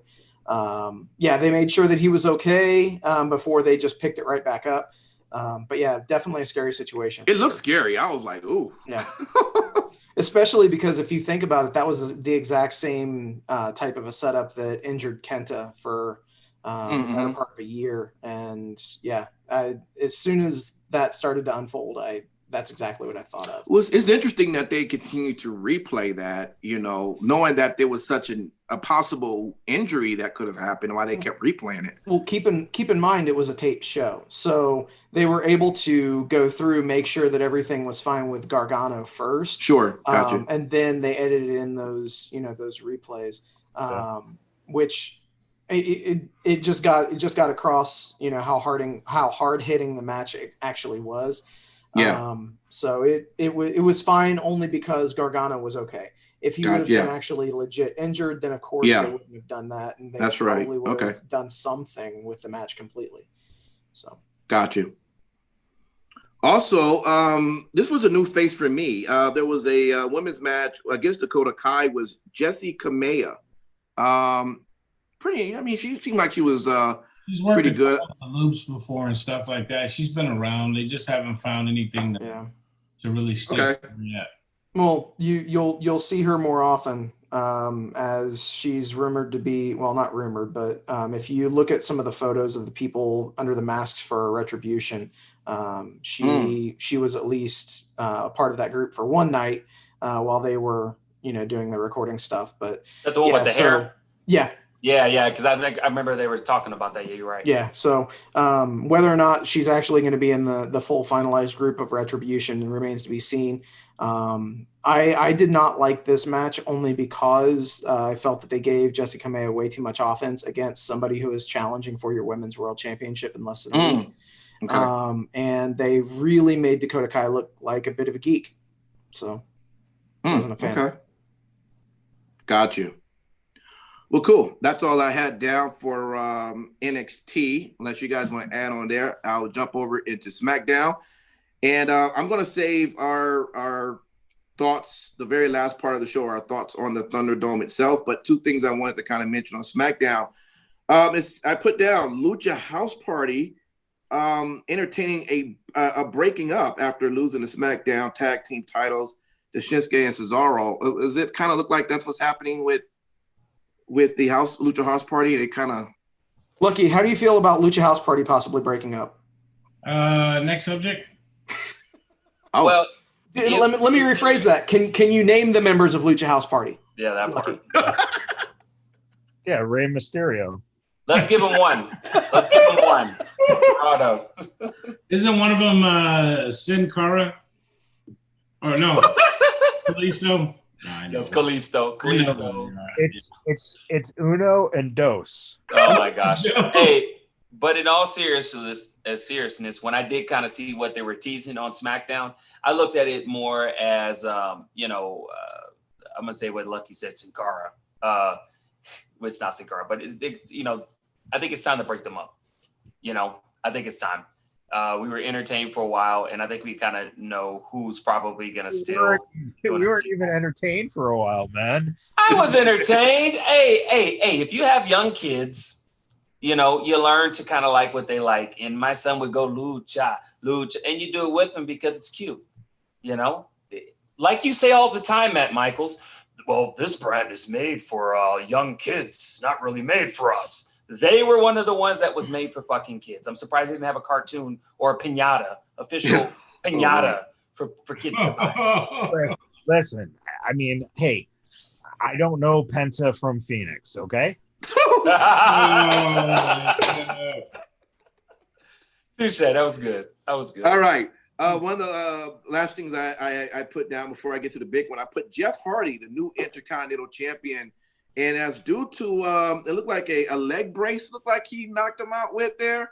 What's your guys' take on that? Jeff Hardy, your new Intercontinental Champion. One more title for Jeff. I'm good with it. Listen, for weeks of King Lucky bitching about, this whole thing is just so awful. This alcoholic thing. It's so raw. And here's your redemption, so eat it. Yeah, there is the redemption. I'm good with that. That's fine. The angle sucked, but I like him getting the title, so that's okay. I'm good with it. I'm just interested to see what's next for AJ. Just out of curiosity, I'm just wondering because usually, and there's this weird feeling that I feel like they're gonna have him do something else, and it might be bigger than the Intercontinental Championship. I'm just thinking in my head. I hope so. Maybe that's just me hoping. 24/7. Of course, because what bigger prize in the company than the 24/7 title? That's a possibility. Okay. Well, at least we know Impact will write it down. He is a former TNA champion. Maybe he'll go for the TNA title. There you go. It doesn't belong to anybody, so you can't say it can't come to WWE. Exactly. So the biggest news that came out of SmackDown, and we got a chance to see it again for the SummerSlam show, is the Thunderdome. Or as Hulk Hogan calls it, the Superdome. And so, guys, let's go ahead and hear it. What is your take? A bigger arena, more lighting, fans now on the screen, more pyro. King Lucky lost his load several times when the pyro was going off everywhere. I mean, what's your take? I mean, you like it or it's too old? Listen, it's great for business. Okay, bigger presentation. Mm-hmm. SmackDown looked bigger. The fan, and you got fans out there. Can I say something right quick though? I will say, and I know no one remembers, okay, and that's fine because this was all the way back in April when I was complaining about the fact that they were considering putting on a show for Mania. But I said, look, and I still believe this, that they just should have either not did Mania at all and just skipped over to the next year, or I was saying, hell, it still should have been in the football stadium. Now, of course, at that time, they didn't realize, they didn't come up with the theme of LEDs and whatever. But you see I would just say when you have a big arena like that and you have the pyro going off everywhere, you still could have made Mania look like it was the biggest show, despite still not having the fans there. And that was my whole point. Matt Michaels, you can shake your head all you want. I still agree with that. It's a rare DJ Impact mute. He's got everybody. Boy. Not everybody, because he's never to Sin City. I feel happy about that. I made the club. But no, I really do think that they should have, and this actually shows just how it would have made Mania look compared to that performance. But besides that, King Lucky, I'm sorry for stopping you. This overall, you love the presentation as far as everything, right? Absolutely. I do not have any complaints with it. Well, apparently you blew your load twice for the pyro and the presentation. So. Hey. I liked it as well. Sorry. Mm-hmm. I liked it as well. Now I did notice a difference between SummerSlam and SmackDown because I was really looking and queuing in on the screens, and it started off fine. Obviously, as they presented it, but I noticed people were paused. They almost looked like Matt Michaels when he glitches out, just like this. And I was like, "Is it live?" No, but that small thing, I thought I was alone in that, and I was kind of looking through just people's reactions on the internet, and they noticed the same thing on SmackDown. So it's suffice to say, as we looked at SummerSlam, it looked like they had fixed that problem, or at least we didn't notice any stop losses with that. But I like the whole thing. I'm not a huge fan of pyro, but I like how they did the pyro. I like how we get the lights that we normally couldn't do in the stands because people are in them. We're able to get that. Some fun things such as Street Profits coming in and red solo cups coming out. It's fun. I really liked it a lot. And is this only just for pay-per-views, or are we going to get this from now on for Raw and SmackDown? SmackDown and pay-per-views. Okay. Yeah. I will say, just going back right quick, a few things I noticed about the screens where people on it. First off, none of those people you see have that position through the whole show. the screen rotates. So it rotates. Yeah, it rotates throughout the show. You may see someone in the front and then they get pushed all the way to the top later. B, you always have to remember that, and I just noticed as a technical person, there's got to be a delay. So sometimes you will see where something's happening and they're not cheering or clapping right away because you have to wait another, at least the minimum 7 seconds, but it could be more than that before they actually see what's happening. So I thought it was taped. Was it taped? That's what I thought it was. No. Well, taped or live, it doesn't matter. What I'm saying is when as the fans are watching this on their computers, they're watching it on a delay. That's what I'm saying. So that's all I'm saying. When we're looking at them, that's why, and that's almost the reason why they have to run sort of this audio package in the background, because if they were to try to, don't fucking justify it, dude. No, they have to. They would have to. It wouldn't make any sense if they don't do that because of that delay. You know, listen, you haven't said what your thoughts were about it yet, Michael. So I'm gonna let you. But I'm just letting you know. And I did notice one more thing, and then I'm done with the SummerSlam. Did you guys see that they, someone did write a note on there that said "Fire Velveteen Dream"? Yep. So that quickly came up on the screen. The funny thing is, I know there's probably someone that is hired just to watch all the screens so they can, Yeah, that person got banned. Yeah, exactly. Yeah. But that's my take on it. Sin City, Michaels, go ahead and tell me what you guys thought of the presentation of this new Thunderdome. Michaels? Go ahead, Steve. Okay, cool. So I thought, I mean, it's definitely interesting. I don't know how much I'm going to like it every single show, like every single Raw, every single SmackDown, every single pay-per-view. And especially given the fact that we've got another pay-per-view next fucking Sunday. Right. Weird. Anyway, I was actually talking with Lucky, and I told him point blank, I was like, I can't wait to see somebody fire up a bong or whip out a dick or do something crazy on the fucking live feed.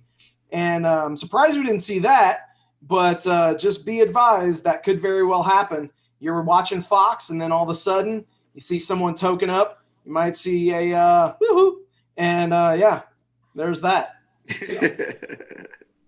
So. I think that they're being creative, if nothing else. And like I've said on this show, I will applaud WWE for being creative whenever they are being that way. And this is the next evolution in what they're doing until they feel comfortable, getting actual fans back in the stands.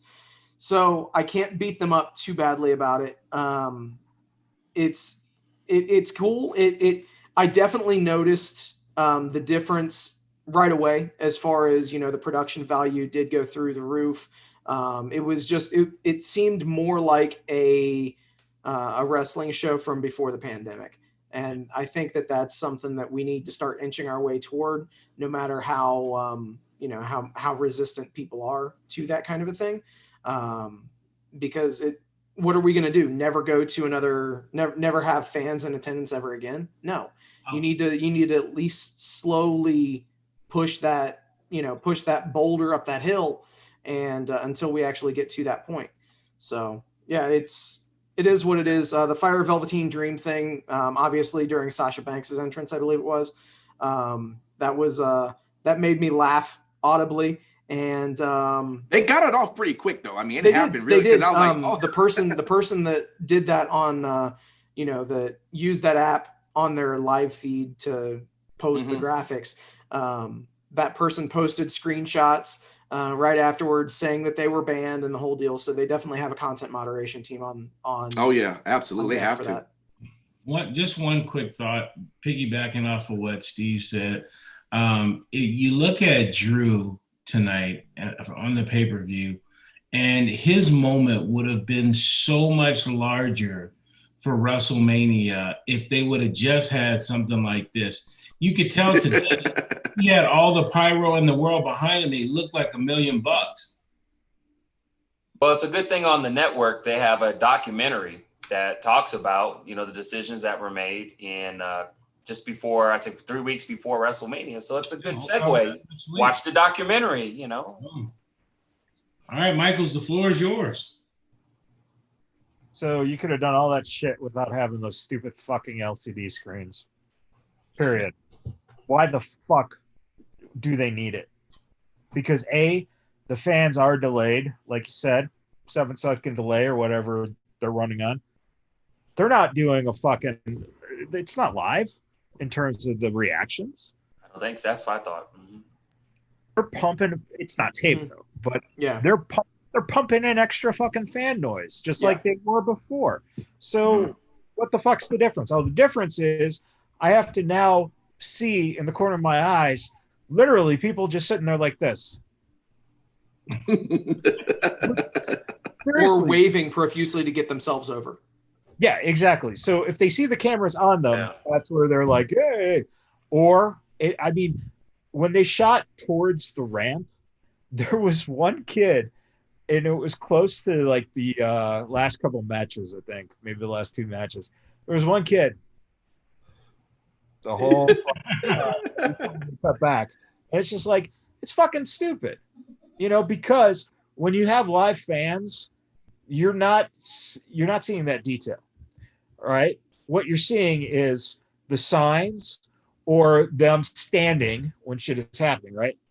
Here, you have huge screens which magnify people, and everyone has this fucking, you know, white background that looks, you know, so you got nothing that actually gives it a depth to it. And it's just fucking boring. Well, I will say this. If you go back, though, and you watch when Randy Orton came out, he did a great thing that as he came out, he just slowly turned around and just looked at pretty much all the screens as if the fans were there. And you know, did the same thing when they were just fucking chairs.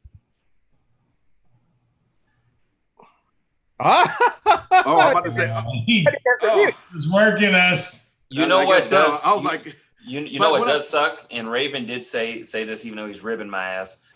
He said it's 3-second delay and the noise delay, and it says it's better than having Simon in the front row at the time. But that's a good point. The people at the front fucking row were like this. Even to the point to where one guy knew it in SummerSlam. He was looking up purposely on his camera because he saw him in the camera shot that obviously he was cut off in half. So, you know, yeah, it was interesting. It's just, I just cannot, like, if you want the fucking lasers, if you want the pyro, fine. They're fucking running this, I think, till the end of October right now. Yeah. So they're going to, but at the same time, as they're playing the commercials for the hockey game, they're showing Raw commercials where they're saying, see Raw on a totally different thing. And it's like, how can you even start promoting this as a totally different thing when SmackDown and the pay-per-view has already had it? Right? So now you're basically pushing that this is something unique, and people are going to turn into Raw and go, nothing's changed. What the fuck? I just saw this on fucking SmackDown. Well, I tell you what, the only thing I'm looking forward to on Monday Night Raw on Monday is Raw finally being limitless, and we get to see Keith Lee. It's gonna be a good show. That's what I'm looking forward to on Monday. And the presentation will go along with it. I don't think it's. I hear what Matt Michael's saying. I don't think it's really. I don't think it's all that bad. The only thing I will say is this: the only thing that could become a problem, and I don't even know if anything, it will become a problem to you as a fan who's watching it on TV, is that you may be the one that constantly gets distracted. Because, of course, anytime, well, you shake your head, King Lucky, but I'm just telling you, many times while the match is going on, I've even found myself just looking to see what they're doing on the screen, who's doing what, why they looking like that, why their light not on, why that person dark, why do I see 2 of the same figures, why that person now put an image of words on the screen. All this is what I'm looking at, while at the same time there is a match going on in the ring. Now, will I eventually get over that? Probably. But as of right now, I'm just saying it can be very distracting depending on who's. I agree with that actually. Thank you. But you do the same thing essentially with live crowds. Yeah, I don't think so. Yeah. I don't. Well, you do, but you don't. I survey the the situation. I have people watch like a motherfucker. Yeah, it's always known. So hold on. In fact, out of all the people, you should realize how distracting it is to see someone in the fucking front row holding up a sign during a SmackDown that advertises a certain thing.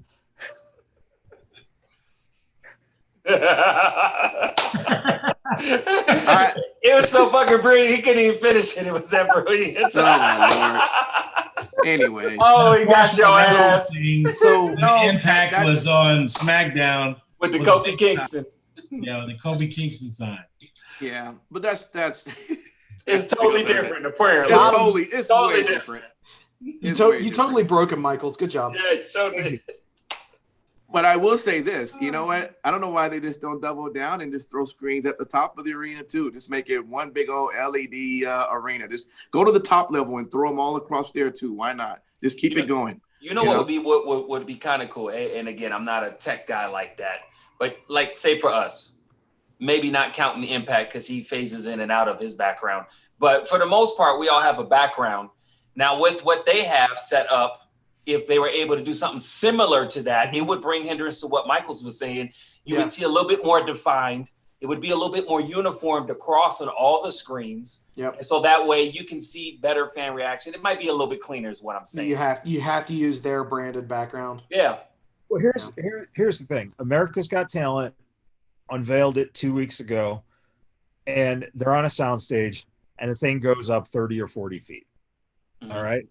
And that's how they've got their fans. Now, America's Got Talent also is able to, I don't know, maybe it's because you're not directly seeing it throughout the whole fucking camera angle of the show, but they have it pretty much fucking live straight up. So you hear the reactions of the crowd right there in live. And it's, reminiscent of actually a live audience being there.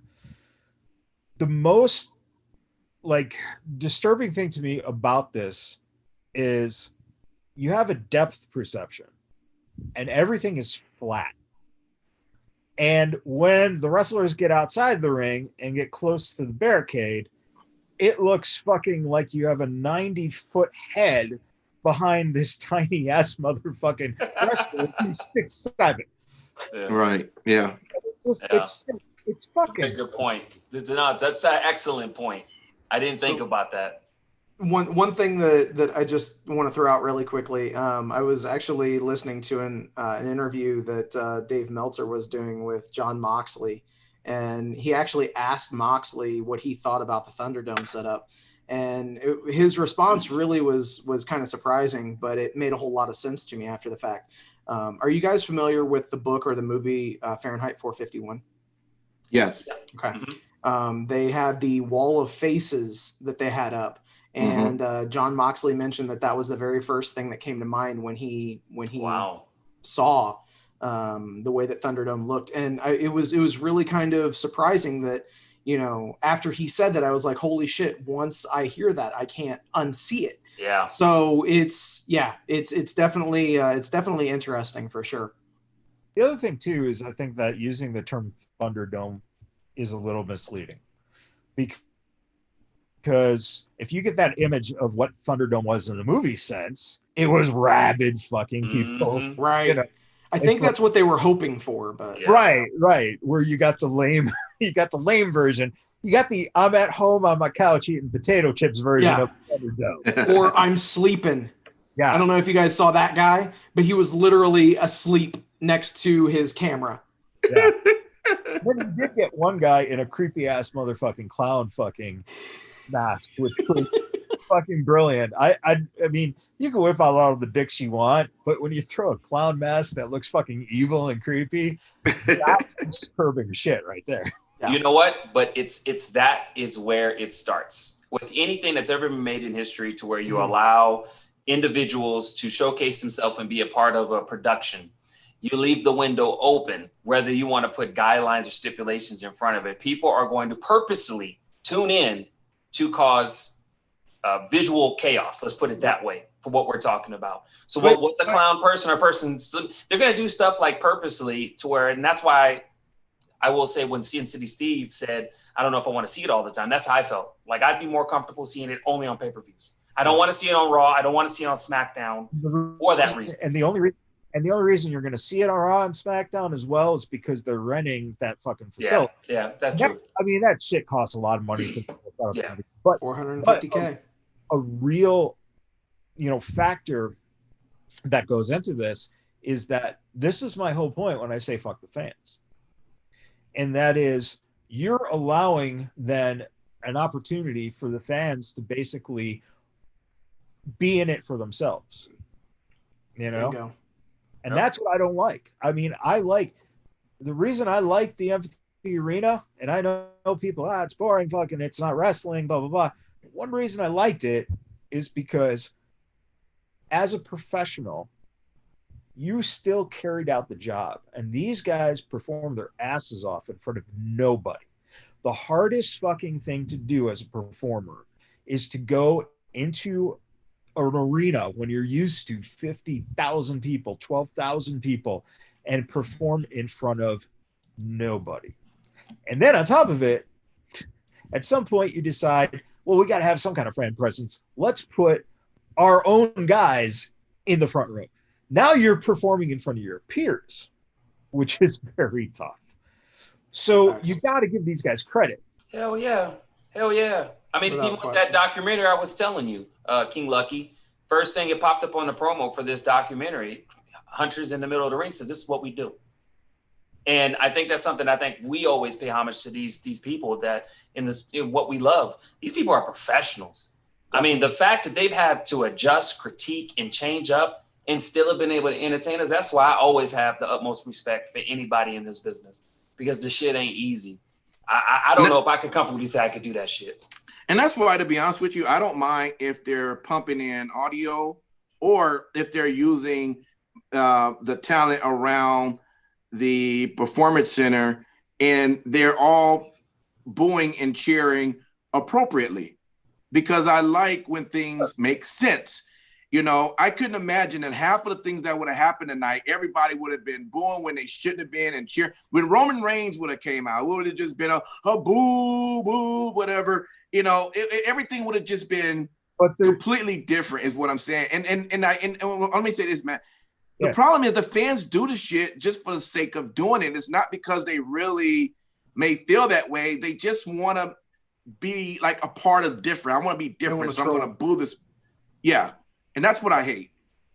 Right. And one step further on that is the reason I have no problem with empty arena is because if you pump in the atmosphere background, it works in baseball. It's fine. It works in all the sports so far. That's great. And then having your talent around the ring to, boost up the boos and the cheer, all that kind of stuff. That's fine. The thing that bugs me about this Thunderdome shit is the fact that you hear cheering going on, but you can visually see that even with a 3-second delay, almost no one is cheering. They are not saying anything. They're just sitting there. I just had a brilliant idea. What if they well, hey, even a beaver could have a good day. So what I am saying is, what if they had the same shit they had now, Michaels, but have to where we create a customizable avatar? And that avatar, much how we do with chat messages, like emojis, we express how we want. What if they did something like that, but it's like your avatar? So if you like something or you boo something, the avatar does an animation. I know I'm thinking a little bit outside the box, but I'm saying, because I see where you're going with this. It's going to suck down the road. You've just made it even more fucking creepy than the guy in the clown. I'm just saying. I mean, it has to be something, because I think it is a good idea, but. And then you're going to see 12, well, not 12,000, but you're going to see 50 screens of poop emoji. Yeah. Yeah. Yeah. Or even worse, an eggplant. And just remember, this issue you only mainly have when it comes to wrestling fans, right? Because when you look at the NBA, do you see them acting like this?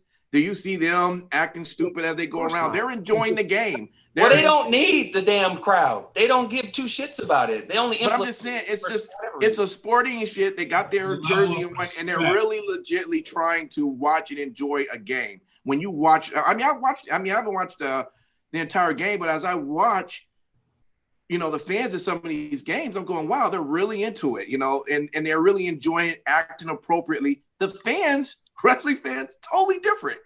It's like they get to say, oh my God, I get to act. Say what? Heathens. Yeah, but you see what I'm saying? It's just different between, the wrestling and then like you have an NBA. It's just, I don't know.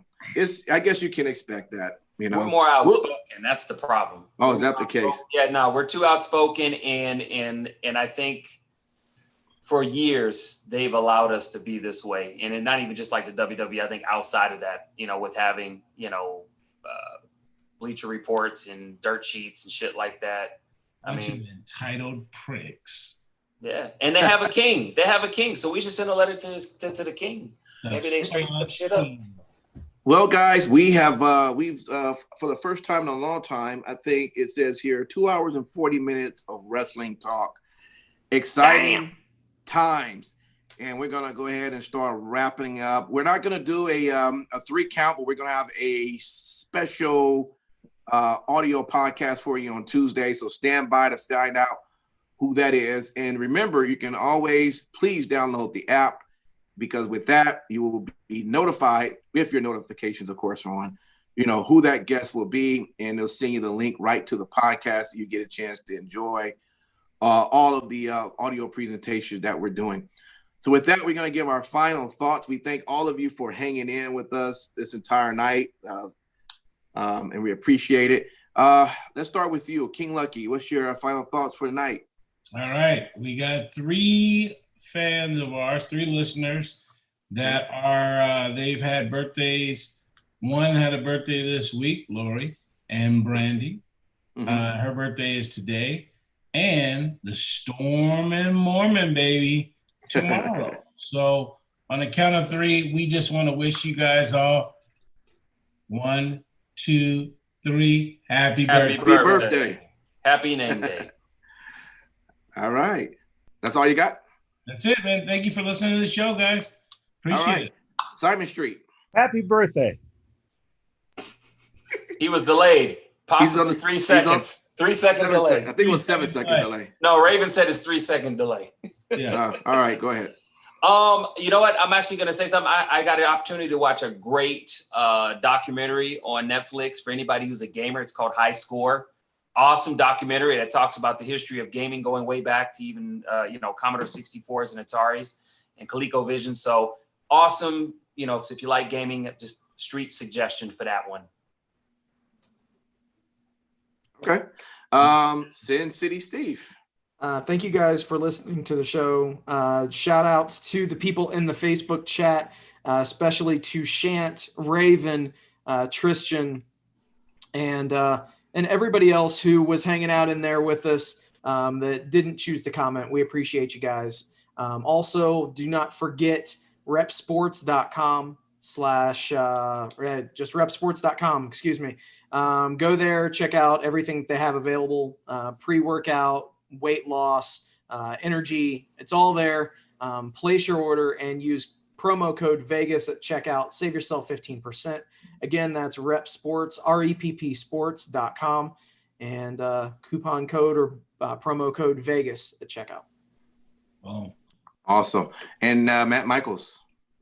Well, I think that, it just kind of sums up the mood of this week with thinking about, Is that the Retribution? Oh, shit. Retribution's here, guys.